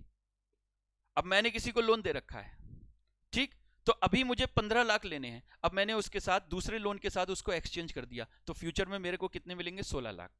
तो वो मेरे लिए फाइनेंशियल एसेट है, क्योंकि 15 की जगह मेरे को 16 मिलने वाले हैं, तो मेरे लिए फाइनेंशियल एसेट है, क्योंकि मेरे लिए सिचुएशन फेवरेबल है। लेकिन सामने वाले को सोचो, उसे 15 की जगह 16 देने पड़ेंगे, तो उसके लिए यही सिचुएशन क्या है? फाइनेंशियल लायबिलिटी है, क्योंकि उसके लिए अनफेवरेबल सिचुएशन है। समझ गए? तो देखिए, अभी मैंने जो आपको डेरिवेटिव और नॉन डेरिवेटिव समझाया, तो वो अब आगे भी काम आएगा इन डेफिनेशन में। ठीक, तो अभी मैं इस 4 तक की बात करूंगा। अभी फिर फाइनेंशियल लायबिलिटी समझते हैं और फिर इक्विटी समझते हैं, उसके बाद फिर ये 2 पॉइंट जो हैं ये आगे और समझेंगे अभी। तो आइए अब पहले फाइनेंशियल लायबिलिटी। फाइनेंशियल लायबिलिटी क्या होता है वो देखिए। अभी मैंने आपको सिर्फ 4 चीजें बताई हैं फाइनेंशियल एसेट में। क्या क्या? कैश फाइनेंशियल एसेट होता है, ठीक है। Equity instrument of another entity financial asset होता है। Contractual right to receive cash और अनदर फाइनेंशियल एसेट, वो भी आपका फाइनेंशियल लायबिलिटी फाइनेंशियल एसेट होता है। और contract to exchange financial asset financial liability on condition which are potentially favourable to the entity, वो भी आपके लिए फाइनेंशियल एसेट होता है। अब देखिए फाइनेंशियल लायबिलिटी क्या होगा? Contractual obligation to deliver cash, contractual right to receive cash asset होता है, contractual obligation to deliver cash financial liability होता है, या contractual obligation to deliver another financial asset.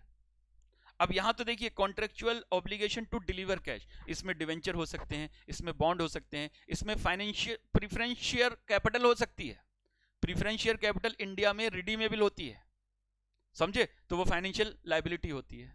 या contractual obligation to deliver another financial asset, मैंने contract कर रखा है कि अपने क्रेडिटर्स को अपना बीआर दे दूंगा, तो बीआर फाइनेंशियल एसेट है, और फाइनेंशियल लायबिलिटी के सेटलमेंट के लिए मैं बीआर देने वाला हूं, बिल रिसीवेबल देने वाला हूं, तो यह है contractual obligation to deliver another financial asset.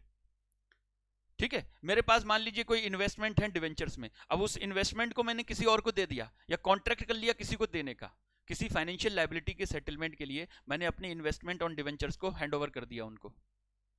ठीक है, जैसे मैंने कोई लोन ले रखा था मान लीजिए, अब लोन ले रखा था, वो लोन मैंने इन्वेस्टमेंट की सिक्योरिटी पर ले रखा था। अब मैंने मान लीजिए बैंक के साथ कॉन्ट्रैक्ट कर लिया, ठीक है मैं ये जो इन्वेस्टमेंट इन डिवेंचर्स हैं ये मैं तुमको दे दूंगा, ठीक है मैं तुमको दे दूंगा लोन के सेटलमेंट में। अब बताइए, contract to deliver financial asset मैंने कर लिया बैंक के साथ, तो ये भी क्या है मेरे लिए? Financial liability. समझे? यानी लोन को चुकाने के लिए मैंने कॉन्ट्रैक्ट किया है कोई और फाइनेंशियल एसेट देने का, तो वो फाइनेंशियल एसेट देने का कॉन्ट्रैक्ट भी मेरे लिए क्या है? Financial liability. अच्छा, फिर देखिए इसके एग्जाम्पल लिख लीजिए। एग्जाम्पल है डिवेंचर। डिवेंचर, तो देखिए इन्वेस्टमेंट इन डिवेंचर मेरे लिए फाइनेंशियल एसेट है, लेकिन जिस कंपनी के डिवेंचर मैंने खरीदे हैं उसके लिए contractual obligation to deliver cash है। तो डिवेंचर हो गए, बॉन्ड्स हो गए, प्रीफरेंस शेयर्स कैपिटल हो गई जो रिडीमेबल होती है, इरिडीमेबल नहीं, रिडीमेबल। ठीक है, या be are issuable to creditors. ठीक, एटसेट्रा। तो ये आपके हो गए ऑब्लिगेशन टू डिलीवर कैश। अच्छा, थर्ड देखिए जरा, contract to exchange financial asset financial liability on condition which are potentially unfavourable to entity. ये वही बात, यहां पर देखिए ऑप्शन, फ्यूचर, फॉरवर्ड, ठीक है, स्वैप्स, स्वैप्स ठीक, और loan asset oblique liability exchange on unfavourable term,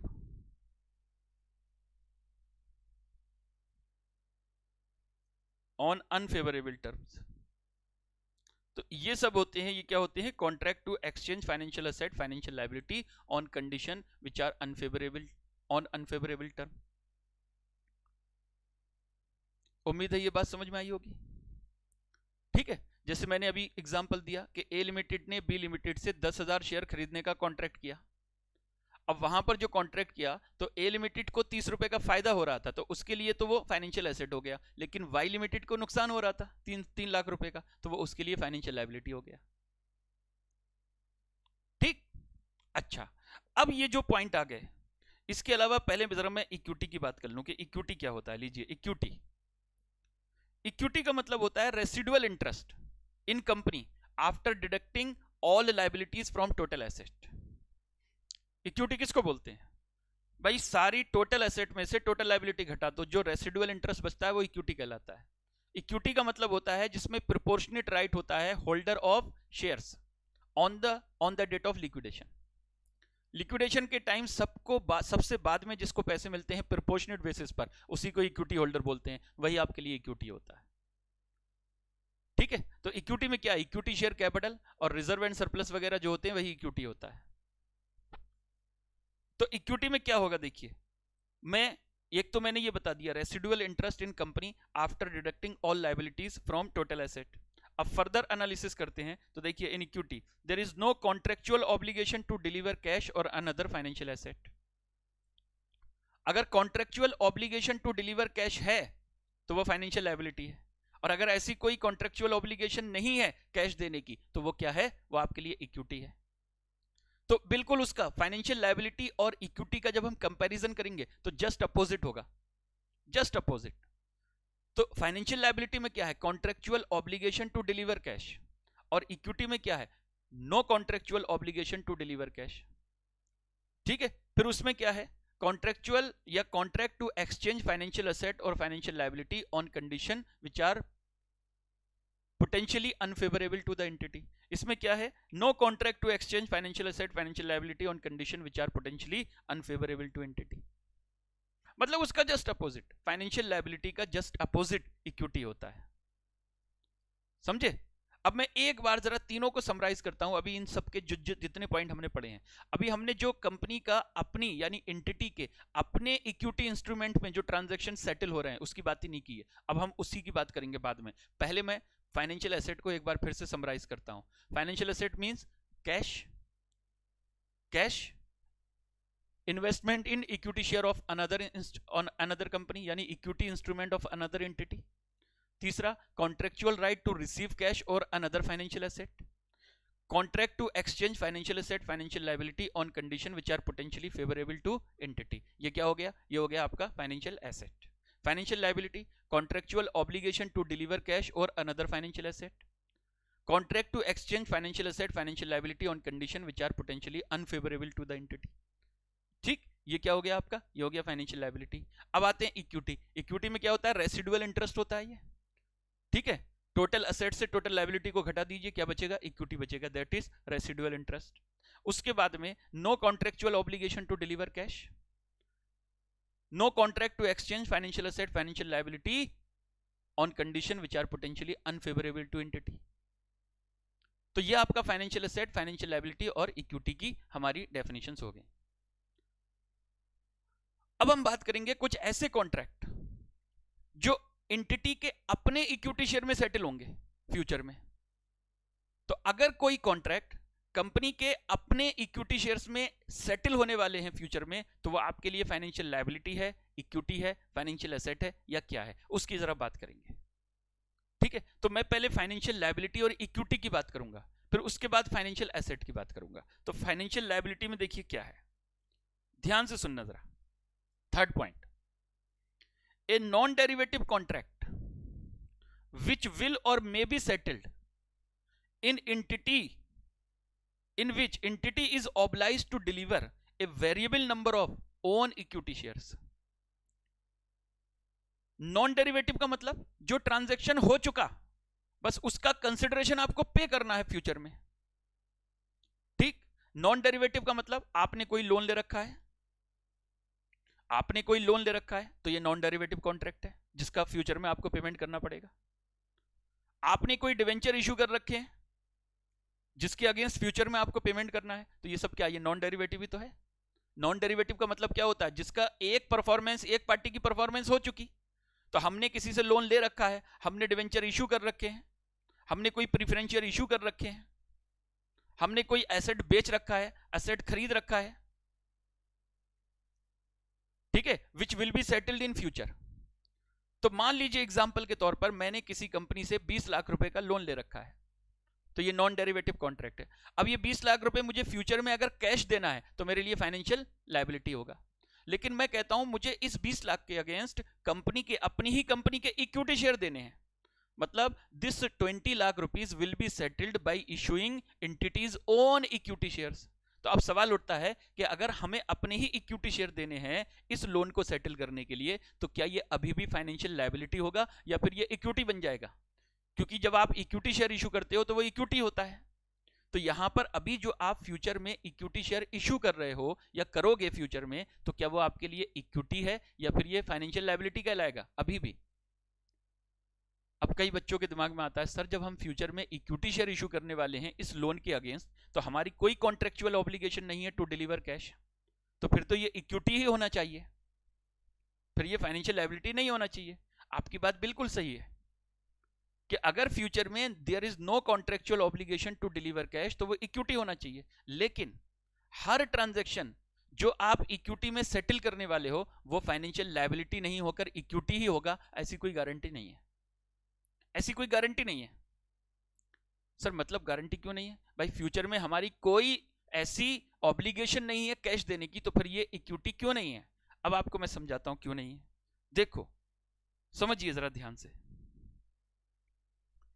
A limited ने 20 लाख रुपए का लोन ले रखा है एक बैंक से, तो ये नॉन डेरिवेटिव कॉन्ट्रैक्ट है। सबसे पहले तो ये समझो, ये 20 लाख का लोन ले रखा है, यानी लोन ले रखा है, बैंक से ले रखा है। ए लिमिटेड ने बैंक को बोला है कि मैं तुम्हें इसके बदले में अपने इक्विटी शेयर दूंगा, और इक्विटी शेयर कितने दूंगा? 6 महीने के बाद या 1 साल के बाद इक्विटी शेयर दूंगा। और कितने दूंगा? इन्होंने बोल दिया मैं तुमको इसके बदले में 50,000 इक्विटी शेयर दूंगा, 50,000 इक्विटी शेयर दूंगा। ए लिमिटेड ने बैंक से लोन ले रखा है 20 लाख का, और बैंक से कह रखा है 6 महीने के बाद इस लोन के अगेंस्ट मैं तुमको अपने इक्विटी शेयर दूंगा, और इक्विटी शेयर कितने दूंगा? 50,000 इक्विटी शेयर दूंगा मैं तुमको। तो यहां पर ए लिमिटेड 20 लाख रुपए के अगेंस्ट 50,000 इक्विटी शेयर देगी फ्यूचर में, किसको? बैंक को। तो ये जो कॉन्ट्रैक्ट 20 लाख रुपए होगा ना, इस 20 लाख को अब हम फाइनेंशियल लायबिलिटी ना दिखाकर इक्विटी दिखाएंगे। सर इक्विटी क्यों दिखाएंगे? क्योंकि देखिए इक्विटी का एक टेस्ट होता है, और वो टेस्ट होता है fix to fix test. Fix to fix test मतलब जहां पर एक फिक्स्ड कंसिडरेशन के अगेंस्ट आप फ्यूचर में फिक्स्ड नंबर ऑफ शेयर देने वाले हो अपने, तो वो इक्विटी ट्रांजैक्शन कहलाएगा। यानी फिर इस 20 लाख को, जिस जो फिक्स्ड कंसिडरेशन है, जो अभी तक आपका फाइनेंशियल लायबिलिटी था, अब उसके अगेंस्ट आप 50,000 फ्यूचर में इक्विटी शेयर देने वाले हो, तो 20 लाख का अमाउंट फिक्स्ड है, उसके अगेंस्ट जो शेयर देने वाले हो वो भी फिक्स्ड है। तो ये ट्रांजैक्शन क्या कहलाएगा? Equity transaction. अब ये लोन जो है वो इक्विटी में आएगा, वो लायबिलिटी में नहीं आएगा। सर तो फिर फाइनेंशियल लायबिलिटी कब आता है? बता रहा हूं। यानी फ्यूचर में जाकर ए लिमिटेड ने बी लिमिटेड से, बैंक से कहा, ए लिमिटेड ने बैंक से कहा हम आपको इस 20 लाख के अगेंस्ट अपने इक्विटी शेयर देंगे, लेकिन कितने इक्विटी शेयर देंगे अभी नहीं बताया, और बोला कि जब हम 6 महीने के बाद तुमको इक्विटी शेयर देंगे, उस दिन जो रेट चल रहा होगा उस रेट को इससे डिवाइड, यानी इसको उस रेट से डिवाइड करके जितने नंबर ऑफ शेयर आएंगे उतने हम आपको दे देंगे। यानी मान लीजिए उस दिन रेट चल रहा होगा 50 रुपए, 50 रुपए का उस दिन रेट चल रहा है मान लो, ठीक है, तो 20 लाख डिवाइडेड बाई 50, तो 40,000 शेयर इशू होंगे। लेकिन ये 50 रुपए तो कब पता चलेगा? जिस दिन हम शेयर दे रहे होंगे, 6 महीने के बाद या 1 साल बाद या 2 साल बाद, जब भी हम शेयर दे रहे होंगे उस दिन जो रेट चल रहा होगा उस रेट से इसको डिवाइड करेंगे, तब जाकर नंबर ऑफ शेयर निकल कर आएंगे, वही नंबर ऑफ शेयर हम आपको देंगे।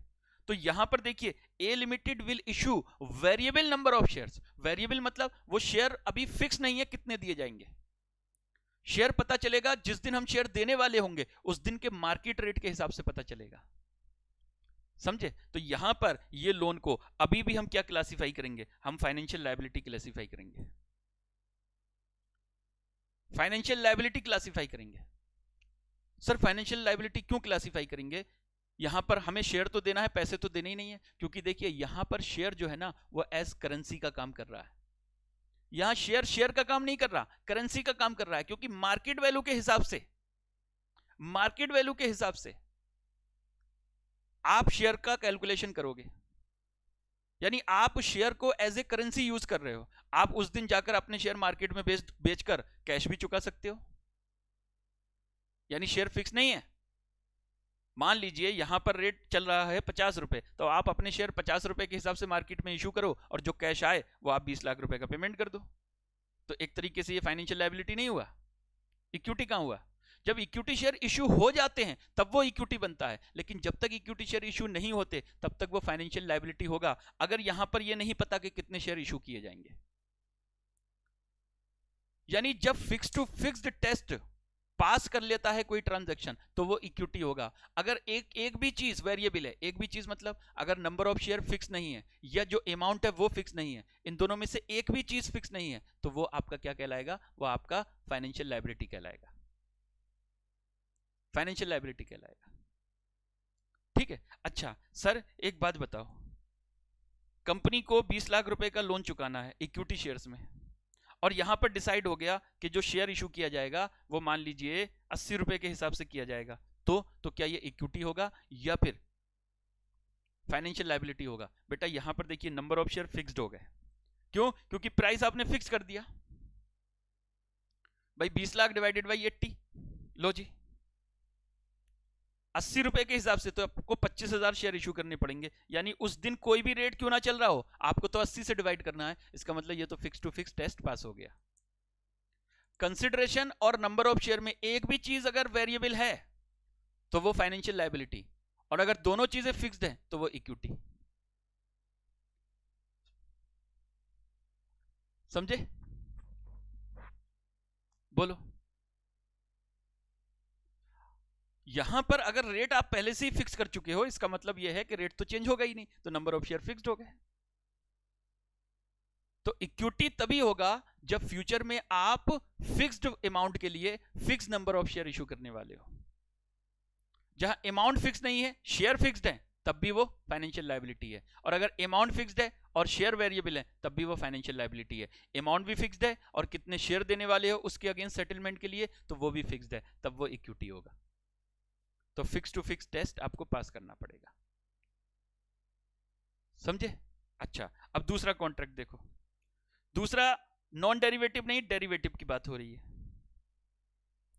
दूसरा डेरिवेटिव की बात हो रही है। डेरिवेटिव की देखिए, a derivative contract which will और may be settled other than for fixed amount of cash और other financial asset for fixed number of entities own equity shares. अब डेरिवेटिव का यहां क्या मतलब है? पहले जरा इसका एग्जाम्पल लेकर समझाता हूं, फिर इस लाइन का मतलब समझ में आएगा। देखो एक कंपनी है ए लिमिटेड, उसने वारंट दे दिए, वारंट इशूड वारंट किसको? अपने एग्जिस्टिंग इक्विटी शेयर होल्डर को, और उनसे बोला कि तुम इस वारंट के अगेंस्ट 40,000 इक्विटी शेयर खरीद सकते हो हमारी कंपनी के, यानी अपनी ही कंपनी के 40,000 इक्विटी शेयर खरीद सकते हो। समझे? लेकिन किस प्राइस पर? उन्होंने प्राइस भी बता दिया, लीजिए 50 रुपए के हिसाब से खरीद सकते हो। ए लिमिटेड ने वारंट इशू कर दिया अपने एग्जिस्टिंग शेयर होल्डर को, उनसे कहा आप 1 साल के बाद, 1 साल के बाद, लो जी अभी नहीं 1 साल के बाद अपनी कंपनी के यानी हमारी कंपनी के ए लिमिटेड के 40,000 शेयर खरीद लेना। कितने के हिसाब से? 50 रुपए के हिसाब से। इसका मतलब ए लिमिटेड को फ्यूचर में कितने पैसे मिलेंगे? 40,000 इंटू 50, 20 लाख रुपए। 20 लाख रुपए मिलेंगे और 40,000 शेयर देने पड़ेंगे। यानी फ्यूचर में जो अमाउंट मिलने वाला है और जो फ्यूचर में शेयर देने वाले हो वो दोनों फिक्स्ड है। तो ये इक्विटी होगा, ये इक्विटी होगा।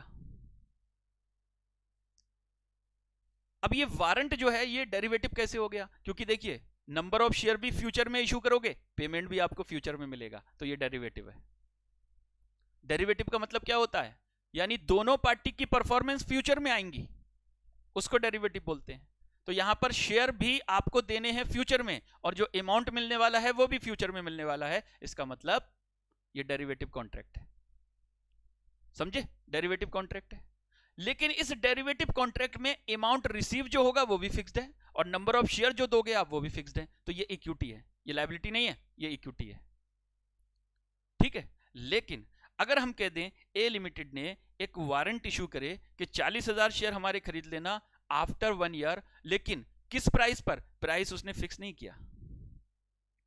उसने कहा जिस दिन आप वारंट एक्सरसाइज करोगे, यानी वारंट लेकर आओगे शेयर खरीदने के लिए, उस दिन मार्केट में जो रेट चल रहा होगा, उस दिन जो मार्केट वैल्यू चल रही होगी, उतने पैसे आपको देने पड़ेंगे। यानी आप शेयर तो खरीदोगे 40,000, लेकिन पैसे आपको उतने देने पड़ेंगे जितना मार्केट में रेट चल रहा होगा उस दिन, जिस दिन आप वारंट लेकर आओगे। ठीक है। तो यहां पर जो आपको अमाउंट मिलने वाला है वो फिक्स नहीं है, नंबर ऑफ शेयर फिक्स्ड है, लेकिन अमाउंट जो मिलने वाला है वो फिक्स नहीं है। तो ये क्या होगा? ये फाइनेंशियल लायबिलिटी होगा, ये इक्विटी नहीं है। इक्विटी बनने के लिए क्या करना पड़ेगा? Fix to fix test. Amount मिलने वाला है वो भी फिक्स्ड, शेयर देने वाले हो वो भी फिक्स्ड, तो इक्विटी। अमाउंट रिसीव करने वाले हो वो वेरिएबल है और नंबर ऑफ शेयर देने वाले हो वो क्या है? फिक्स्ड है। तो ये फाइनेंशियल लायबिलिटी। अब देखिए मैं आपको पढ़वाता हूं। देखिए, डेरिवेटिव कॉन्ट्रैक्ट विच विल और may be settled other than for, ये ध्यान रहे, other than for fixed amount of cash और अदर फाइनेंशियल एसेट। यानी फिक्स्ड अमाउंट ऑफ कैश के अलावा, यानी कैश का जो अमाउंट मिलने वाला है वो फिक्स ना हो, other than for fixed amount of cash. समझ रहे हो ना? Other than for fixed amount of cash, यानी अमाउंट फिक्स नहीं होना चाहिए। ठीक है। For fixed number of share, यानी share, number of share fixed है, जो कंपनी अपने शेयर देने वाली है वो फिक्स्ड है, लेकिन जो अमाउंट मिलने वाला है वो other than for fixed cash, fixed amount of cash है। यानी कैश जो मिलने वाला है वो फिक्स नहीं है। तो अगर किसी डेरिवेटिव कॉन्ट्रैक्ट में आपको जो शेयर इशू करने वाले हो आप, वो शेयर फिक्स नहीं है, वो शेयर फिक्स्ड है, लेकिन जो अमाउंट मिलने वाला है उसके अगेंस्ट वो फिक्स नहीं है, यानी एक चीज वेरिएबल हो गई। तो अगर दोनों फिक्स्ड है तो इक्विटी, और दोनों में से कोई भी एक चीज वेरिएबल है या दोनों वेरिएबल है तो फाइनेंशियल लायबिलिटी। समझ गए? अब समझ में आया? यानी अगर fixed number of equity share issue करने वाले हो अपने ही और फिक्स्ड अमाउंट के अगेंस्ट, तो वो इक्विटी होगा। और अगर variable number of share issue करने वाले हो, चाहे अमाउंट फिक्स्ड हो या वेरिएबल हो, ठीक है, तो इन दैट केस आपको वो फाइनेंशियल लायबिलिटी कहलाएगा। या आप नंबर ऑफ शेयर इशू करने वाले हो वो फिक्स्ड है, लेकिन अमाउंट वेरिएबल है, कितना अमाउंट के अगेंस्ट शेयर इशू करोगे वो वेरिएबल है, तो वो भी आपके लिए फाइनेंशियल लायबिलिटी होगा।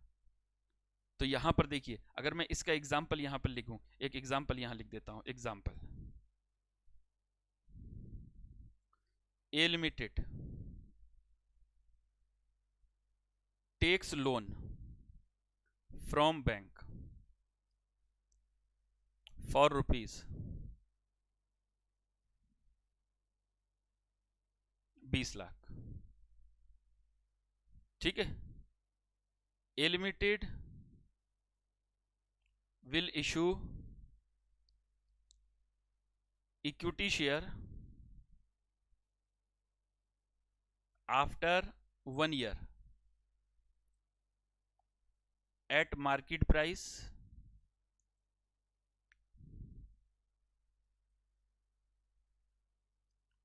on the date of settlement.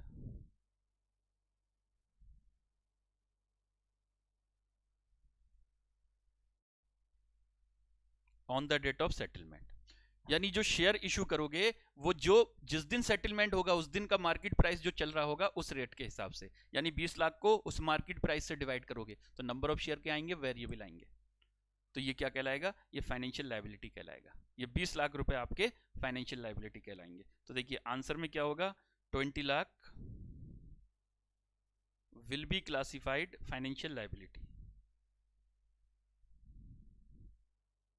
इसको हम क्या बोलेंगे, फाइनेंशियल लायबिलिटी। समझ गए। यही अगर 20 लाख के अगेंस्ट में फिक्स कर देता कि भाई नंबर ऑफ शेयर में कितने दूंगा, या मैं ये फिक्स कर देता कि share will be issued at ₹40, तो प्राइस फिक्स्ड हो गया। तो प्राइस, अमाउंट फिक्स्ड है, प्राइस फिक्स्ड है, तो नंबर ऑफ शेयर भी फिक्स्ड हो गए। फिर तो 50,000 शेयर इशू करोगे, 20 लाख डिवाइडेड बाई 40, तो इसका मतलब 50,000 शेयर इशू करोगे। तो शेयर भी फिक्स्ड, अमाउंट भी फिक्स्ड, तो क्या हो गया, ये इक्विटी हो गया। अब मैं इक्विटी आपको एक बार पढ़वा दूं, लीजिए इक्विटी देखिए। इक्विटी में देखिए, a non-derivative contract which will or may be settled in which entity is obliged to deliver fixed number of equity entities on equity shares। यानी कोई नॉन डेरिवेटिव कॉन्ट्रैक्ट हुआ है जिसके अगेंस्ट कंपनी अपने ही equity share issue करने वाली है fix number में, तो वो इक्विटी होगा। और दूसरा देखिए, a derivative contract which will और may be settled for fixed amount of cash. अब देखिए other than for fixed amount नहीं है, फिक्स्ड अमाउंट ऑफ कैश और other financial asset for fixed number of own equity share of entity. यानी जो amount मिलने वाला है वो भी फिक्स्ड है, जो शेयर देने वाले हो वो भी फिक्स्ड है, तो वो इक्विटी होगा। यानी fix to fix test pass करोगे तो इक्विटी, और अगर फिक्स टू वेरिएबल है, वेरिएबल टू फिक्स है, या वेरिएबल टू वेरिएबल है, तो क्या होगा, वो आपके लिए फाइनेंशियल लायबिलिटी होगा। समझे। ठीक है, तो आइए मैं पहले लायबिलिटी में ये वाला इसका एग्जाम्पल लिख दूं। इसका एग्जाम्पल देखिए क्या है। A Limited issued warrant to its existing shareholder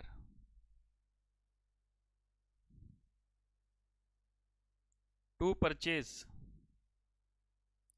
50,000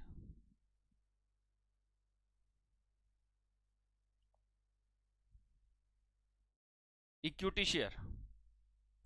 A Limited issued warrant to its existing shareholder to purchase equity shares after 6 months at market value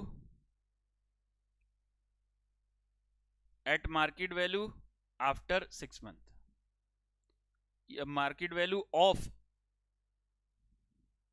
date when option या warrant exercised।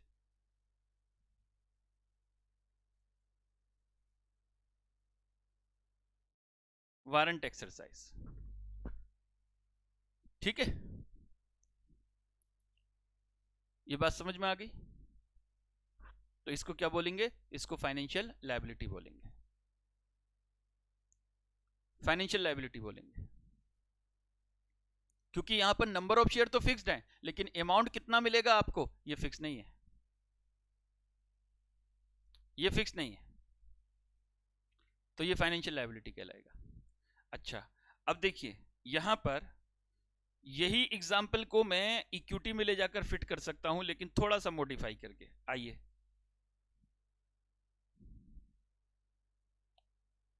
ये है,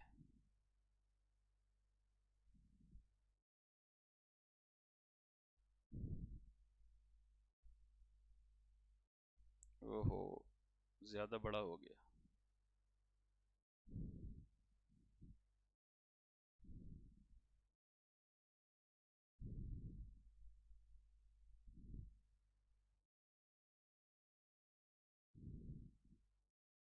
अब आ जाएगा, ठीक है जी, ठीक है। तो अब देखिए इक्विटी में ले जाकर मैंने इसी एग्जांपल को फिट कर दिया कि A limited takes loan from bank for ₹20,000। A limited will issue equity share after 1 year at ₹50 per share. Low ji 50 per share. अब यहां पर देखिए प्राइस फिक्स कर दिया हमने, 50 रुपए के हिसाब से हम शेयर इशू करेंगे। अब उस वक्त रेट कुछ भी क्यों ना चल रहा हो, हमें कोई मतलब नहीं है। तो अमाउंट फिक्स्ड है 20 लाख, नंबर ऑफ शेयर्स कितने इशू करोगे वो भी फिक्स्ड हो गए कि 20 लाख डिवाइडेड बाई 50, यानी 40,000 शेयर आप इशू करोगे। तो ये 20 लाख रुपए आप क्या क्लासीफाई करोगे, इक्विटी। 20 लाख रुपए आप इक्विटी के तौर पर क्लासीफाई करोगे, समझे। अच्छा, ये जो एग्जाम्पल था यहां पर देखिए, इस एग्जाम्पल को मैं इसमें चिपका सकता हूं थोड़ा सा मॉडिफाई करके कि इक्विटी वाले पोर्शन में। तो देखिए यहां पर ये देखिए, अब इसमें क्या, ए limited issued warrant to its existing shareholder to purchase 50,000 equity share after 6 months at rupees 200 per share। लो जी, यानी शेयर कितने दिए जाएंगे ये भी पता है, पैसे कितने आएंगे ये भी पता है। तो ये ट्रांजैक्शन क्या कहलाएगा, इक्विटी। इसका आंसर क्या होगा, दिस इज इक्विटी। इसको हम इक्विटी बोलेंगे, समझ गए, इसको हम इक्विटी बोलेंगे। तो फाइनेंशियल एसेट, फाइनेंशियल लायबिलिटी और इक्विटी, तीनों की बात समझ में आ गई आपके। अब जरा ध्यान से सुनना, ये तो मैंने बताया लायबिलिटी और इक्विटी। अब मैं बताता हूं फाइनेंशियल एसेट कैसे होगा अगर अपने ही शेयर्स में सेटलमेंट हो रहा है। फाइनेंशियल एसेट, अब फाइनेंशियल एसेट में एक बार आते हैं, लीजिए ये देखिए, ए non derivative contract which will or may be settled in which entity is obliged to receive its own variable number of equity shares। एक कंपनी ने, इसका एग्जांपल लेता हूं मैं। अब यहां पर जरा देखना, यहां डिलीवर की बात नहीं है, शेयर देने की बात नहीं है, शेयर लेने की बात है, अपने ही शेयर लेने की बात है। कैसे, ए लिमिटेड परचेज्ड या परचेज रहने दो, sold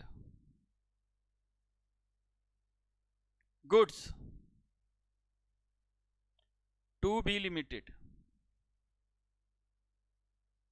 for rupees 50 lakh. A limited ने बी लिमिटेड को 50 लाख रुपए का गुड्स बेचा। बताओ ये नॉन डेरिवेटिव कॉन्ट्रैक्ट है। फ्यूचर में ए लिमिटेड को बी लिमिटेड से 50 लाख रुपए लेने हैं, तो ए के लिए ये फाइनेंशियल एसेट है। लेकिन बी लिमिटेड ने ए लिमिटेड के इक्विटी शेयर खरीद रखे हैं, पहले से ए लिमिटेड के इक्विटी शेयर बी लिमिटेड के पास हैं। अब ए ने बी से कॉन्ट्रैक्ट किया, ऐसा करो तुम मेरे को कैश मत देना, तुम मेरे को मेरे ही इक्विटी शेयर दे दो, यानी जो मेरे इक्विटी शेयर तुम्हारे पास है ना, तुम कैश की जगह मेरे को वो दे दो, ठीक है, वो दे दो। कब दे देना, 6 महीने के बाद दे देना या 3 महीने के बाद दे देना। लीजिए 3 महीने बोलता हूं, 3 महीने के बाद मान लीजिए कैश मिलता, तो हम उससे कह रहे हैं तुम कैश मत देना, उसकी जगह तुम्हारे पास जो मेरे इक्विटी शेयर्स हैं जो तुमने परचेज कर रखे हैं वो मेरे को दे दो, यानी बाईबैक की बात हो रही है, बाईबैक। तो ए लिमिटेड ने बी लिमिटेड को 50 लाख का गुड्स बेचा और बी लिमिटेड के पास कुछ शेयर्स हैं ए लिमिटेड के, जो ए लिमिटेड बी लिमिटेड से कहती है कि तुम मेरे को इस गुड्स के अगेंस्ट वो मेरे को पैसे की जगह मेरे को शेयर्स दे देना मेरे जो तुम्हारे पास हैं। अब कितने शेयर देना ये अभी फिक्स नहीं है, ये फिक्स नहीं है। हम कहते हैं 3 महीने के बाद तुम शेयर दोगे तो उस दिन जो भी मार्केट प्राइस चल रहा होगा, तो इस 50 लाख को उस मार्केट प्राइस से डिवाइड करके जितने शेयर आएंगे वो मेरे को दे देना, वो मेरे को दे देना। तो यहां पर देखिए, A limited is obliged to receive variable number of share against a non derivative contract. मेरे को 50 लाख रुपए लेने थे, उस 50 लाख रुपए के अगेंस्ट मेरे को कैश नहीं मिलने वाला, मेरे खुद के शेयर मिलने वाले हैं। अब शेयर कितने मिलने वाले हैं वो अभी फिक्स्ड नहीं है। क्यों? क्योंकि जिस दिन शेयर मिलेंगे उस दिन की मार्केट वैल्यू से डिवाइड करूंगा इस 50 लाख को, तो नंबर ऑफ शेयर निकल कर आएंगे। तो वेरिएबल नंबर ऑफ शेयर मेरे को मिलने वाले हैं खुद के इस 50 लाख के अगेंस्ट। तो this is also called financial asset, ये फाइनेंशियल एसेट ही कहलाएगा। यानी इसको मैं जो नंबर ऑफ शेयर मैं अपने ही शेयर खरीदने वाला हूं उसको इक्विटी से माइनस करके नहीं दिखाना, मेरे को अभी माइनस करके नहीं दिखाना, बल्कि अभी इसको फाइनेंशियल एसेट दिखाना है। क्यों? क्योंकि यहां पर फिक्स टू वेरिएबल हो गया कि यानी अमाउंट 50 लाख है, लेकिन नंबर ऑफ शेयर कितने वाले हैं वो फिक्स नहीं है, वो वेरिएबल है। लेकिन अगर ये तय हो जाए कि ये कंपनी मेरे को मेरे 1 लाख शेयर वापस करेगी, ये फिक्स्ड हो गया कि इस 50 लाख के अगेंस्ट तुम मेरे को मेरे 1 लाख शेयर दोगे, तो यहां पर देखिए 50 लाख का अमाउंट फिक्स्ड है और जो नंबर ऑफ शेयर मेरे को मिलने वाले हैं वो भी फिक्स्ड है, तो दोनों fix to fix test pass हो रहा है, तो ये इक्विटी होगा। यानी इस फिर 50 लाख को मैं अपनी इक्विटी में से माइनस करके दिखाऊंगा। अब ये फाइनेंशियल एसेट में नहीं दिखेगा, अब ये 50 लाख मेरे इक्विटी में से माइनस करके दिखाऊंगा। यानी एक तरीके से ये बाईबैक हो गया। अभी शेयर मिले नहीं है लेकिन हम बाईबैक मानकर इसको हम इक्विटी में से अभी माइनस करके दिखा देंगे, यानी ये इक्विटी ट्रांजैक्शन कहलाएगा। This will not be financial asset. Financial asset कब होगा कि जब नंबर ऑफ शेयर मिलने वाले हैं लेकिन ये नहीं पता कितने, ठीक है, या फिर किस अमाउंट के अगेंस्ट मिलने वाले हैं ये नहीं पता, यानी या तो अमाउंट वेरिएबल है या नंबर ऑफ शेयर वेरिएबल है, दोनों में से अगर कुछ भी वेरिएबल है तो ये फाइनेंशियल एसेट कहलाएगा, फाइनेंशियल इक्विटी नहीं कहलाएगा। समझ में आ रही बात? ठीक है, तो a non derivative contract which will और may be settled in which entity is obliged to receive its own variable number of equity shares, यानी अपने ही शेयर उसको मिलने वाले हैं लेकिन कितने ये नहीं पता, ये फिक्स नहीं है, तो ये आपके लिए फाइनेंशियल एसेट ही कहलाएगा। यानी right to receive own shares is a financial asset if number of shares are variable. ठीक, लेकिन अगर मान लीजिए अमाउंट फिक्स नहीं है और नंबर ऑफ शेयर जो आप रिसीव करने वाले हो वो फिक्स्ड है, नंबर ऑफ शेयर जो रिसीव करने वाले हो वो फिक्स्ड है लेकिन अमाउंट फिक्स नहीं है, ठीक है, तब भी वो फाइनेंशियल एसेट ही कहलाएगा, क्योंकि एक चीज वेरिएबल हो गई, एक चीज वेरिएबल हो गई। तो फिक्स टू फिक्स टेस्ट जब पास होगा तभी वो इक्विटी ट्रांजैक्शन होगा, अदरवाइज या तो वो फाइनेंशियल लायबिलिटी होगा या फाइनेंशियल एसेट होगा। ज्यादातर केसेस में तो देखिए फाइनेंशियल लायबिलिटी ही होगा या इक्विटी होगा। फाइनेंशियल एसेट बहुत रेयर केस में होता है इस केस में, लेकिन हो तो सकता है ना, इसीलिए डेफिनेशन में लिखा हुआ है। ठीक, तो a non derivative contract in which entity is obliged to receive its own variable number of shares. अच्छा, फिर उसके बाद देखिए a variable contract, a derivative contract. अगला देखिए a derivative contract, a derivative contract which will और may be settled other than for fixed amount of cash or other financial asset for fixed number of entities on equity share। यानी यहां पर number of share fixed है, कितने हमको अपने share मिलने वाले हैं वो फिक्स्ड है, लेकिन कितने अमाउंट के अगेंस्ट मिलने वाले हैं ये फिक्स नहीं है। तो कितने अमाउंट के अगेंस्ट मिलने वाले हैं ये जब फिक्स नहीं हो तो भी ये क्या है, ये भी आपका फाइनेंशियल एसेट है। तो अमाउंट फिक्स नहीं है लेकिन नंबर ऑफ शेयर फिक्स्ड है, नंबर ऑफ शेयर फिक्स्ड नहीं है, अमाउंट फिक्स्ड है, तो दोनों ही केस में क्या होगा, फाइनेंशियल एसेट। और अगर अमाउंट भी फिक्स्ड है, नंबर ऑफ शेयर जो रिसीव करने वाले हो वो भी फिक्स्ड है, तो वो क्या होगा, वो इक्विटी ट्रांजैक्शन होगा। उम्मीद है ये बात समझ में आ गई होगी सबके, बताओ। ठीक, अच्छा आइए एक स्टेटमेंट बनवा देता हूं। यहां पर लिखेंगे statement for analysis,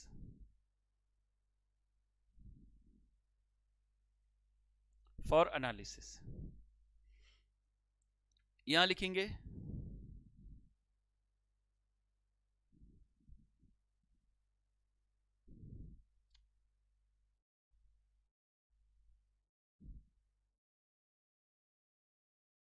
consideration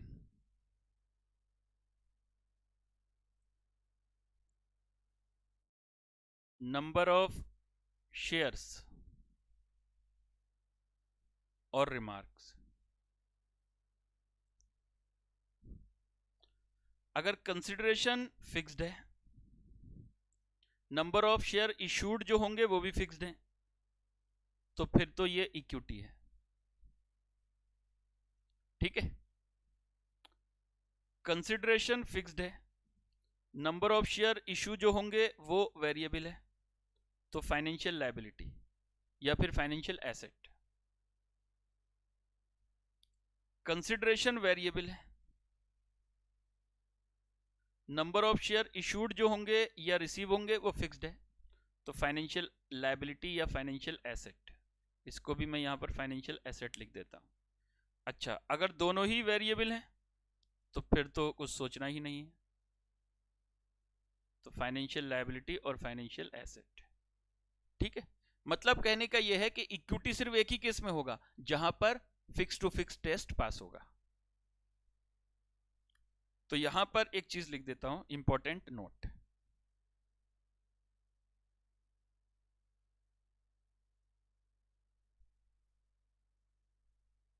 important note, a transaction will be equity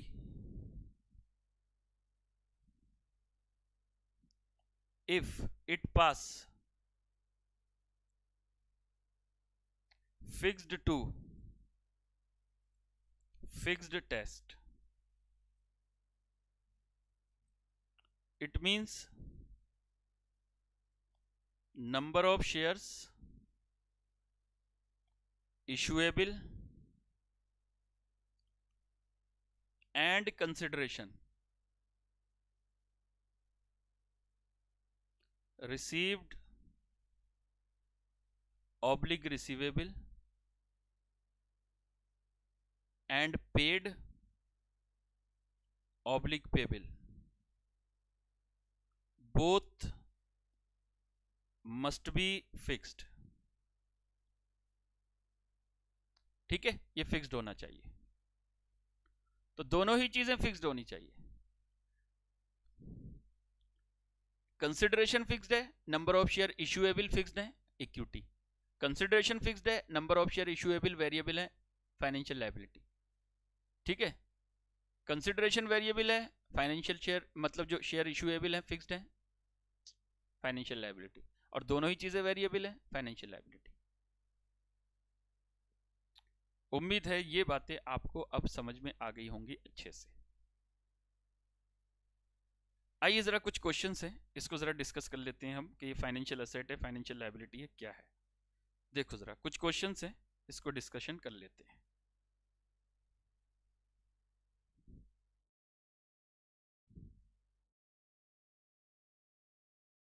देखो जी, पहला क्वेश्चन,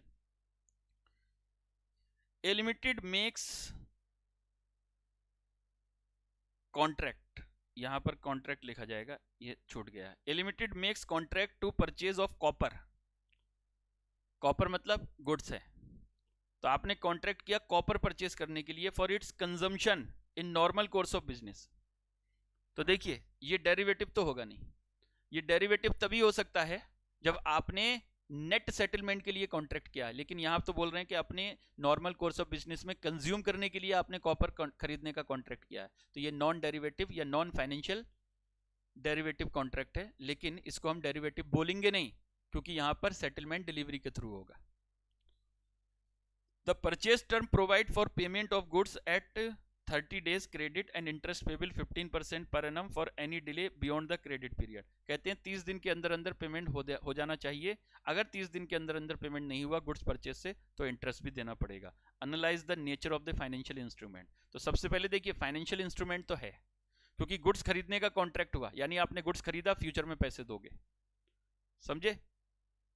तो ये क्या है, ये फाइनेंशियल लायबिलिटी होगा आपके लिए।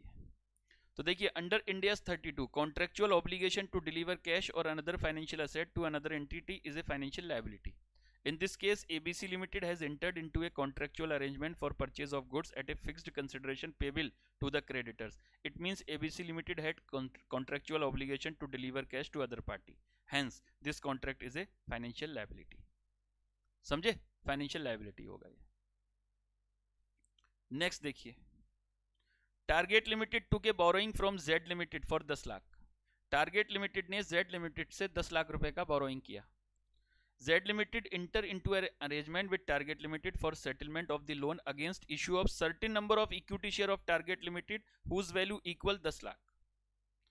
ठीक, मतलब टारगेट लिमिटेड ने लोन लिया किससे, जेड लिमिटेड से, फिर दोनों में कॉन्ट्रैक्ट हुआ कि सेटलमेंट होगा, टारगेट लिमिटेड अपने इक्विटी शेयर देकर इसको सेटल करेगी।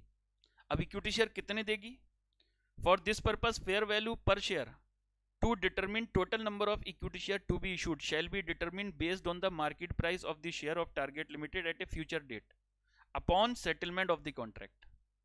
कहते हैं कितने शेयर दिए जाएंगे ये मार्केट वैल्यू के बेसिस पर डिसाइड होगा, यानी जिस दिन सेटलमेंट होगा उस दिन जो मार्केट वैल्यू चल रहा होगा तो 10 लाख को उस मार्केट वैल्यू से डिवाइड कर देंगे। ठीक है, जितने नंबर ऑफ शेयर दिए जाएंगे वही सेटलमेंट होगा। तो बताइए ये फाइनेंशियल एसेट है या फाइनेंशियल लायबिलिटी है या इक्विटी है? सोचिए। यानी 10 लाख के अगेंस्ट जो नंबर ऑफ शेयर इशू करोगे वो फिक्स नहीं है, वो वेरिएबल नंबर ऑफ शेयर्स हैं। तो इसका मतलब ये कौन सा ट्रांजैक्शन है? ये लायबिलिटी है, फाइनेंशियल लायबिलिटी।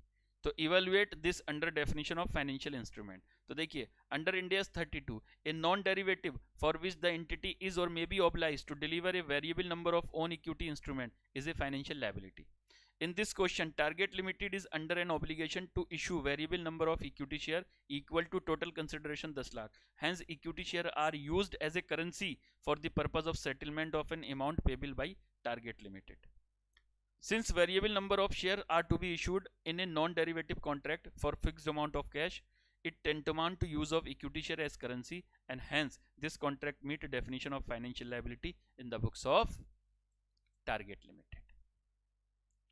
समझ में आ गई बात? यानी जब भी आप variable number of share issue करने वाले हो अपने ही, तो वो फाइनेंशियल लायबिलिटी होगा। जब शेयर इशू कर दोगे फ्यूचर में, जिस दिन शेयर इशू हो जाएंगे उस दिन फिर ये इक्विटी में चला जाएगा। लेकिन जब तक आपने शेयर इशू करने का सिर्फ कॉन्ट्रैक्ट किया हुआ है तब तक ये आपकी फाइनेंशियल लायबिलिटी में दिखेगी, अगर वेरिएबल नंबर ऑफ शेयर है। अगर नंबर ऑफ शेयर फिक्स्ड हो गए तो फिर इक्विटी है, अमाउंट भी fix, number of share issued to be issued जो है वो भी फिक्स, तो फिर ये इक्विटी होगा, क्योंकि इक्विटी चेंज नहीं होता। समझे? इक्विटी तो एक बार डिसाइड हो गया तो हो गया। आगे देखिए नेक्स्ट। अच्छा, a limited makes a borrowing for ₹50 lakh from ABC bank with an annual interest rate of 12% per annum. Now the company defaulted at the end of 5th year and consequently a rescheduling of the payment schedule is made beginning 6th year onward. कहते हैं 50 लाख का loan ले रखा था, 5वें साल के and में कंपनी ने डिफॉल्ट कर दिया कोई इंस्टॉलमेंट देने में, तो एक इन्होंने रीस्ट्रक्चरिंग करवाई लोन की, यानी रीशेड्यूलिंग हुआ और नया शेड्यूल बना 6th ईयर के बिगिनिंग में। The company is required to pay 65 lakh at the end of 6th year for one time settlement in lieu of default in payment made earlier. यानी 50 लाख रुपए का कॉन्ट्रैक्ट था, 50 लाख का आपने लोन ले रखा था, आपने डिफॉल्ट किया, उसके बाद एक नया कॉन्ट्रैक्ट बना और उसमें अब आपको 6th ईयर के एंड में एक साथ 65 लाख रुपए पे करने हैं, यानी 15 लाख रुपए ज्यादा पे करने हैं। अब बताइए ये क्या? Contract to exchange a loan liability with another loan. तो ये क्या है? अगर अनफेवरेबल है तो फाइनेंशियल लायबिलिटी और फेवरेबल होता है तो फाइनेंशियल एसेट। तो आपके लिए तो अनफेवरेबल है, 50 की जगह आपको कितना पेमेंट करना पड़ रहा है? ये करना पड़ रहा है 65 लाख, बल्कि 50 की जगह नहीं, देखो पहले तो 50 लाख का 12%, तो 6 लाख की आप इंस्टॉलमेंट नहीं पे कर पाए, तो पहले 5th ईयर के एंड तक ये हो गया 56 लाख, फिर 56 लाख पे 6th ईयर के एंड में पे करना है, तो 56 लाख में 12% और ऐड कर दो, यानी 62.72 आपको टोटल देना था। कैसे? देखो 50 लाख इंटू या 50 लाख इंटू 112% कर दो, तो 5वें साल के एंड में आपको इतना देना था, और फिर आपको 112% और कर दो, तो 6th ईयर के एंड में आपको इतना देना था, जबकि आपको देना पड़ रहा है 65 लाख। तो आपको कितना घाटा हो रहा है? आपको 2.28 लाख का घाटा हो रहा है। तो ये 2.28 लाख को पे करने का जो आपका कॉन्ट्रैक्ट है, यानी excess amount, this is unfavourable to you, तो this is also called financial liability. ठीक, ये फाइनेंशियल लायबिलिटी हो गया। तो देखिए under Ind AS 32 contract to purchase, पहले देख लो पूछ क्या रहा, कहता है does the above instrument meet definition of financial liability? बिल्कुल फाइनेंशियल लायबिलिटी है। और analyse the differential amount, differential amount कितना है? 2.28, ये आपके लिए एक्सेस अमाउंट है जो पे करना पड़ेगा फ्यूचर में। तो मैं क्वेश्चन की जरा आंसर पढ़ लेता हूँ। Case 1, under Ind AS 32 contract to exchange financial asset financial liability with another entity under condition that are potentially unfavourable to the entity is a financial liability. ठीक, in this question A Limited has entered into an arrangement wherein against the borrowing A Limited has contractually agreed to repay higher liability at the end of 6th year. It means A Limited has to pay additional amount under exchange, hence contract is a financial liability. अगर potentially unfavorable है आपके लिए तो वो financial liability, यही अगर favorable होता potentially तो आपके लिए financial asset हो जाता है। समझे? अब केस 2 में देखिए डिफरेंस पूछ रहा था, तो डिफरेंस 65 लाख मैंने आपको निकाल कर बताया, 62,72,000 आपका बन रहा था, 65 पे करना पड़ेगा, तो 2,28,000 आपको एडिशनल अमाउंट पे करना पड़ेगा। ठीक है, अच्छा अब जरा 5वां क्वेश्चन देखो। Z Limited makes sale of goods to customer on credit. Goods are carried in large container for delivery to dealer's destination. यानी गुड्स बेचा और कंटेनर में गुड्स बेचा जाता है, ठीक है। All dealer are required to deposit a fixed amount of 10,000 as security for the container which is returned only when the contract with the company terminate. यानी डीलर को कहा जाता है कि 10,000 रुपये जमा करो जो आपको कंटेनर में गुड्स दिया जा रहा है उसके लिए। जिस दिन कॉन्ट्रैक्ट टर्मिनेट होगा उस दिन आपको ये 10,000 रुपये वापस मिल जाएंगे। The deposit carry 8% per annum which is payable only when the contract terminate. यानी कंपनी 8% डिपॉजिट भी पे करेगी, इंटरेस्ट भी पे करेगी इस डिपॉजिट पर, लेकिन पेमेंट उसी दिन होगा जब कॉन्ट्रैक्ट टर्मिनेट होगा।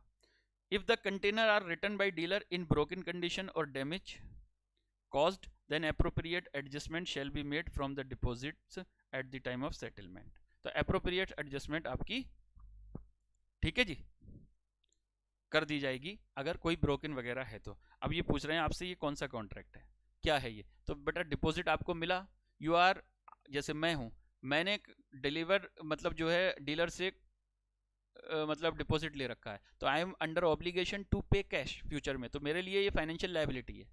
और डीलर के लिए फाइनेंशियल एसेट है, बिकॉज उनके लिए कॉन्ट्रेक्चुअल राइट है to receive cash.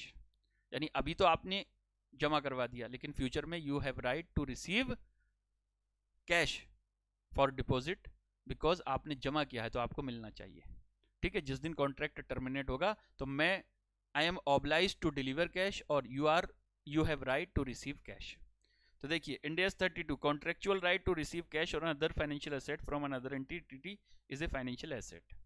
Under Ind AS 109 financial asset that are exclusively held for payment of principal and interest is classified as financial asset and carried at amortise cost. अभी इसको छोड़िए, इसको हम बाद में समझेंगे, ठीक है। अमोर्टाइज कॉस्ट क्या है, ये कहता है ए लिमिटेड ने सेल किया 45 दिन के क्रेडिट पर, customer entitle to earn a cash discount 2% per annum if payment made 45 दिन पहले and interest 10% annum is charge from any payment made after 45 days. अगर 45 दिन के बाद पेमेंट करोगे, ठीक है, तो इंटरेस्ट देना पड़ेगा, 45 दिन से पहले पेमेंट कर दोगे तो डिस्काउंट मिलेगा। Company does not have policy of selling its debtors and hold them to collect contractual cash flow, evaluate the financial instrument. Financial asset है आपके लिए, contractual right to receive cash. इसके आगे अभी हमें को पढ़ने की जरूरत नहीं है, अमोर्टाइज कॉस्ट वगैरह वो हम बाद में पढ़ेंगे, ठीक है। अभी बस ये बताओ फाइनेंशियल एसेट है या नहीं है, contractual right to receive cash from debtors, तो it is a financial asset, समझे। चलिए आज इतना ही करेंगे। आपने जितना अभी तक मैंने पढ़ाया वो सब एक बार रिवाइज कर लेना दोबारा, ठीक। नेक्स्ट क्लास में और बहुत सारी इंपॉर्टेंट चीजें आने वाली हैं जो हमको पढ़ना है। तो आज की क्लास यहीं खत्म करते हैं। Thank you very much, bye bye.